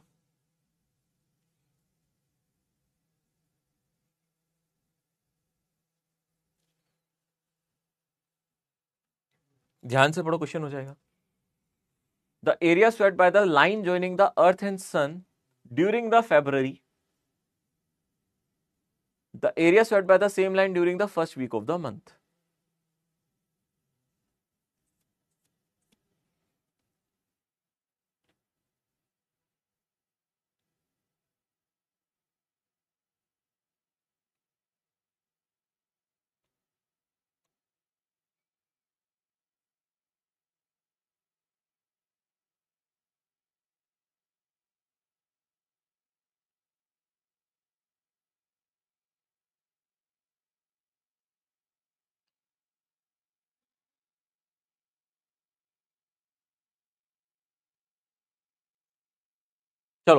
बहुत आसान है।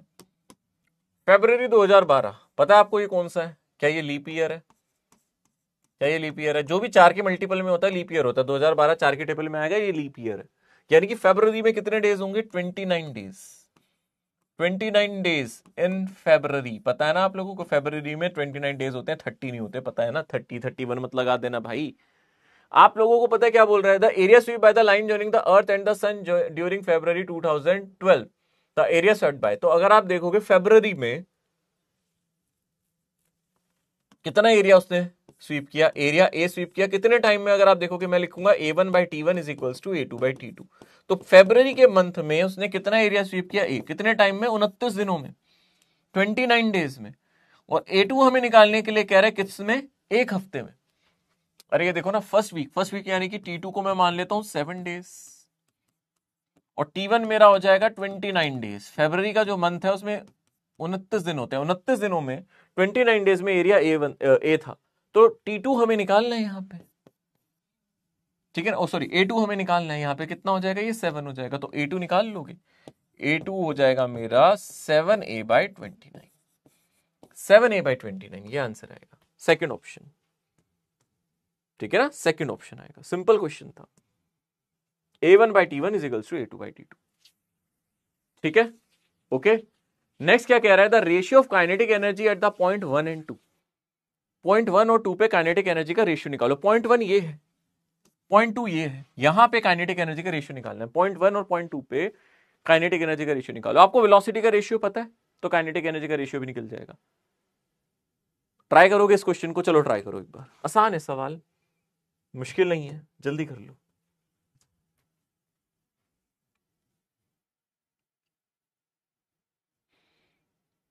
Anglo momentum conservation से हमने एक चीज देखी थी, V1R1 is equals to V2R2। हमें काइनेटिक एनर्जी का रेशियो निकालना है। हमें अब काइनेटिक एनर्जी का रेशियो निकालना है यहां पे।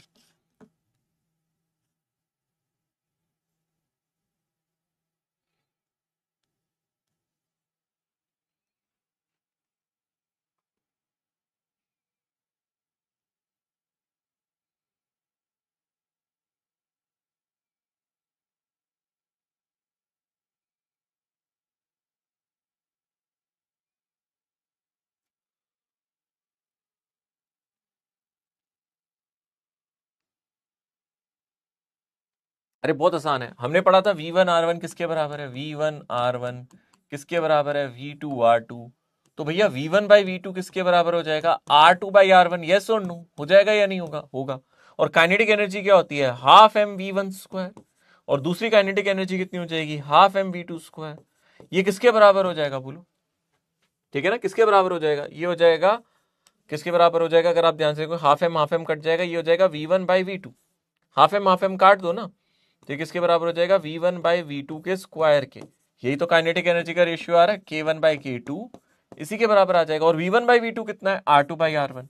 तो यहां पे R2/R1 के स्क्वायर के बराबर आ जाएगा, R2/R1 का स्क्वायर। यह आ जाएगा सेकेंड ऑप्शन, सिंपल। ठीक है ना? 50% बच्चों ने आंसर कर दिया था।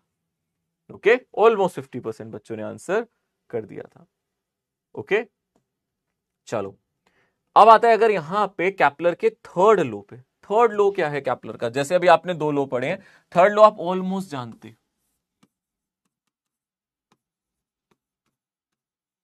थर्ड लो की बात करते हैं। कैप्लर का तीसरा नियम क्या था? हमें पता है यहां पे इसका जो पाथ है वो कैसा है? इलिप्टिकल, सर्कुलर नहीं है। कैसा है पाथ बोलो? इलिप्टिकल। इलिप्टिकल पाथ में सेमी मेजर एक्सिस के बारे में मैंने आपको बताया था या नहीं? सेमी मेजर एक्सिस के बारे में बताया था। सेमी मेजर एक्सिस क्या होती है? अगर आप इसको ऐसे हिस्सों में तोड़ दो, सेमी मेजर एक्सिस क्या होती है याद करो। तो सेमी मेजर एक्सिस ये डिस्टेंस होता है, इस डिस्टेंस को आप बोल दो ए। ये मेरी सेमी मेजर एक्सिस है। ये क्या है? Semi major. ठीक है। तो तीसरा नियम कहता है, सिंपल सी बात कहता है, तीसरे नियम को वो लिखता है स्क्वायर ऑफ टाइम पीरियड। वो बोलता है तीसरे नियम में square of time period is proportional to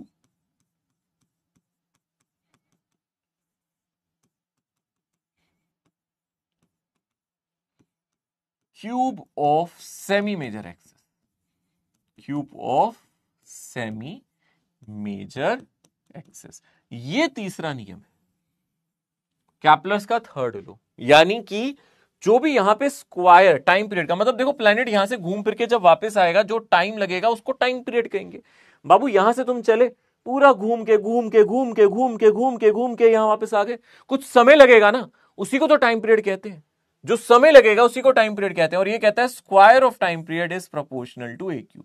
ये बोलता है square of time period is proportional to a cube. Equal नहीं, प्रोपोर्शनल। इक्वल और प्रोपोर्शनल में फर्क होता है ना भाई, इक्वल नहीं प्रोपोर्शनल टू ए क्यूब लिखना है।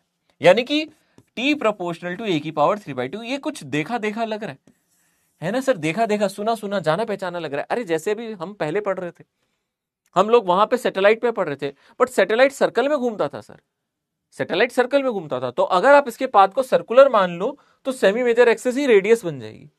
सेमी मेजर एक्सिस को ही आप रेडियस ऑफ पाथ बोल सकते हो, रेडियस ऑफ प्लैनेट बोल सकते हो अगर सर्कुलर मोशन हो। बट यहां पे उन्होंने सेमी मेजर एक्सिस बोला था, इसको रेडियस नहीं कहा था, उन्होंने क्या बोला था, सेमी मेजर एक्सिस। यानी कि जो भी सेमी मेजर एक्सिस होगी उसका cube. Square of time period is proportional to cube of semi major axis. जो भी सेमी मेजर एक्सिस डिस्टेंस होगा उसका क्यूब कर देना। तो t is proportional to a की पावर 3/2 है ना। आप यहां पे चाहे लिख सकते हो फॉर सर्कुलर पाथ, अगर कोई प्लैनेट सर्कुलर मोशन में हो, फॉर सर्कुलर मोशन, क्योंकि circle is a special case of ellipse. Circle और इलिप्स एक ही चीज है। अगर हम लोग ये बोल दें कि हमारा semi major semi minor axis बराबर है तो सर्कल और इलिप्स में कोई फर्क नहीं है। Every circle is an ellipse, special ellipse है वो। तो अगर आप सर्कुलर मोशन की बात करोगे तो आप एक और रेडियस कह सकते हो, सेमी मेजर एक्सिस ही हमारा रेडियस बन जाता है उस केस में। तो ए क्या बन जाता है वहां पे बोलो, रेडियस बन जाता है। वही हम लोगों ने देखा था अभी प्लैनेटरी सैटेलाइट वाले मोशन में, क्योंकि सैटेलाइट इलिप्टिकल पाथ में थोड़ी ना बोले गए थे, सैटेलाइट को बोला गया था कौन से पाथ में, सर्कुलर पाथ में कंसिडर किया था। यानी कि यहां से भी हम लोग एक चीज लिख सकते हैं, आराम से लिख सकते हैं, हम लिख सकते हैं t1 square by t2 square, ठीक है ना, is equals to a1 cube divided by a2 cube. ऐसे हम लोग लिख सकते हैं, एक साथ ऐसे लिख दो t1 बाई t2 का होल स्क्वायर, आप ऐसे लिख दो t1 बाई t2 का whole square is a1 by a2 का होल क्यूब, आप ऐसे लिख सकते हो। ठीक है, इस तरीके से इसको लिख सकते हो। ये थर्ड लॉ हो गया कैप्लर का तीसरा नियम। ठीक है ना, कैप्लर का तीसरा नियम। क्या सवाल बनते हैं इससे? कर सकते हो, बहुत आराम से कर सकते हो। देखो, the time period of satellite in a circular orbit of radius r is t, the time period of another satellite in the circular orbit of radius 4r। अब यहां पे ऑर्बिट सर्कुलर ले लिया, ऑर्बिट को कैसे ले लिया उसने, सर्कुलर ले लिया। तो क्या करें क्या करें क्या करें क्या करें क्या करें, बोलो फटाफट बोलो, क्या करें, बोलो बोलो बोलो बोलो बोलो, क्या करना चाहिए, जल्दी से बोलो, फटाफट बोलो क्या करना चाहिए। The time period of a satellite in a circular orbit of radius r is t, the time period of another satellite. कैसे करेंगे इस क्वेश्चन को, चलो करो, आप लोग करो, ट्राई करो। टाइमर दे दिया, चलो मैंने, करो।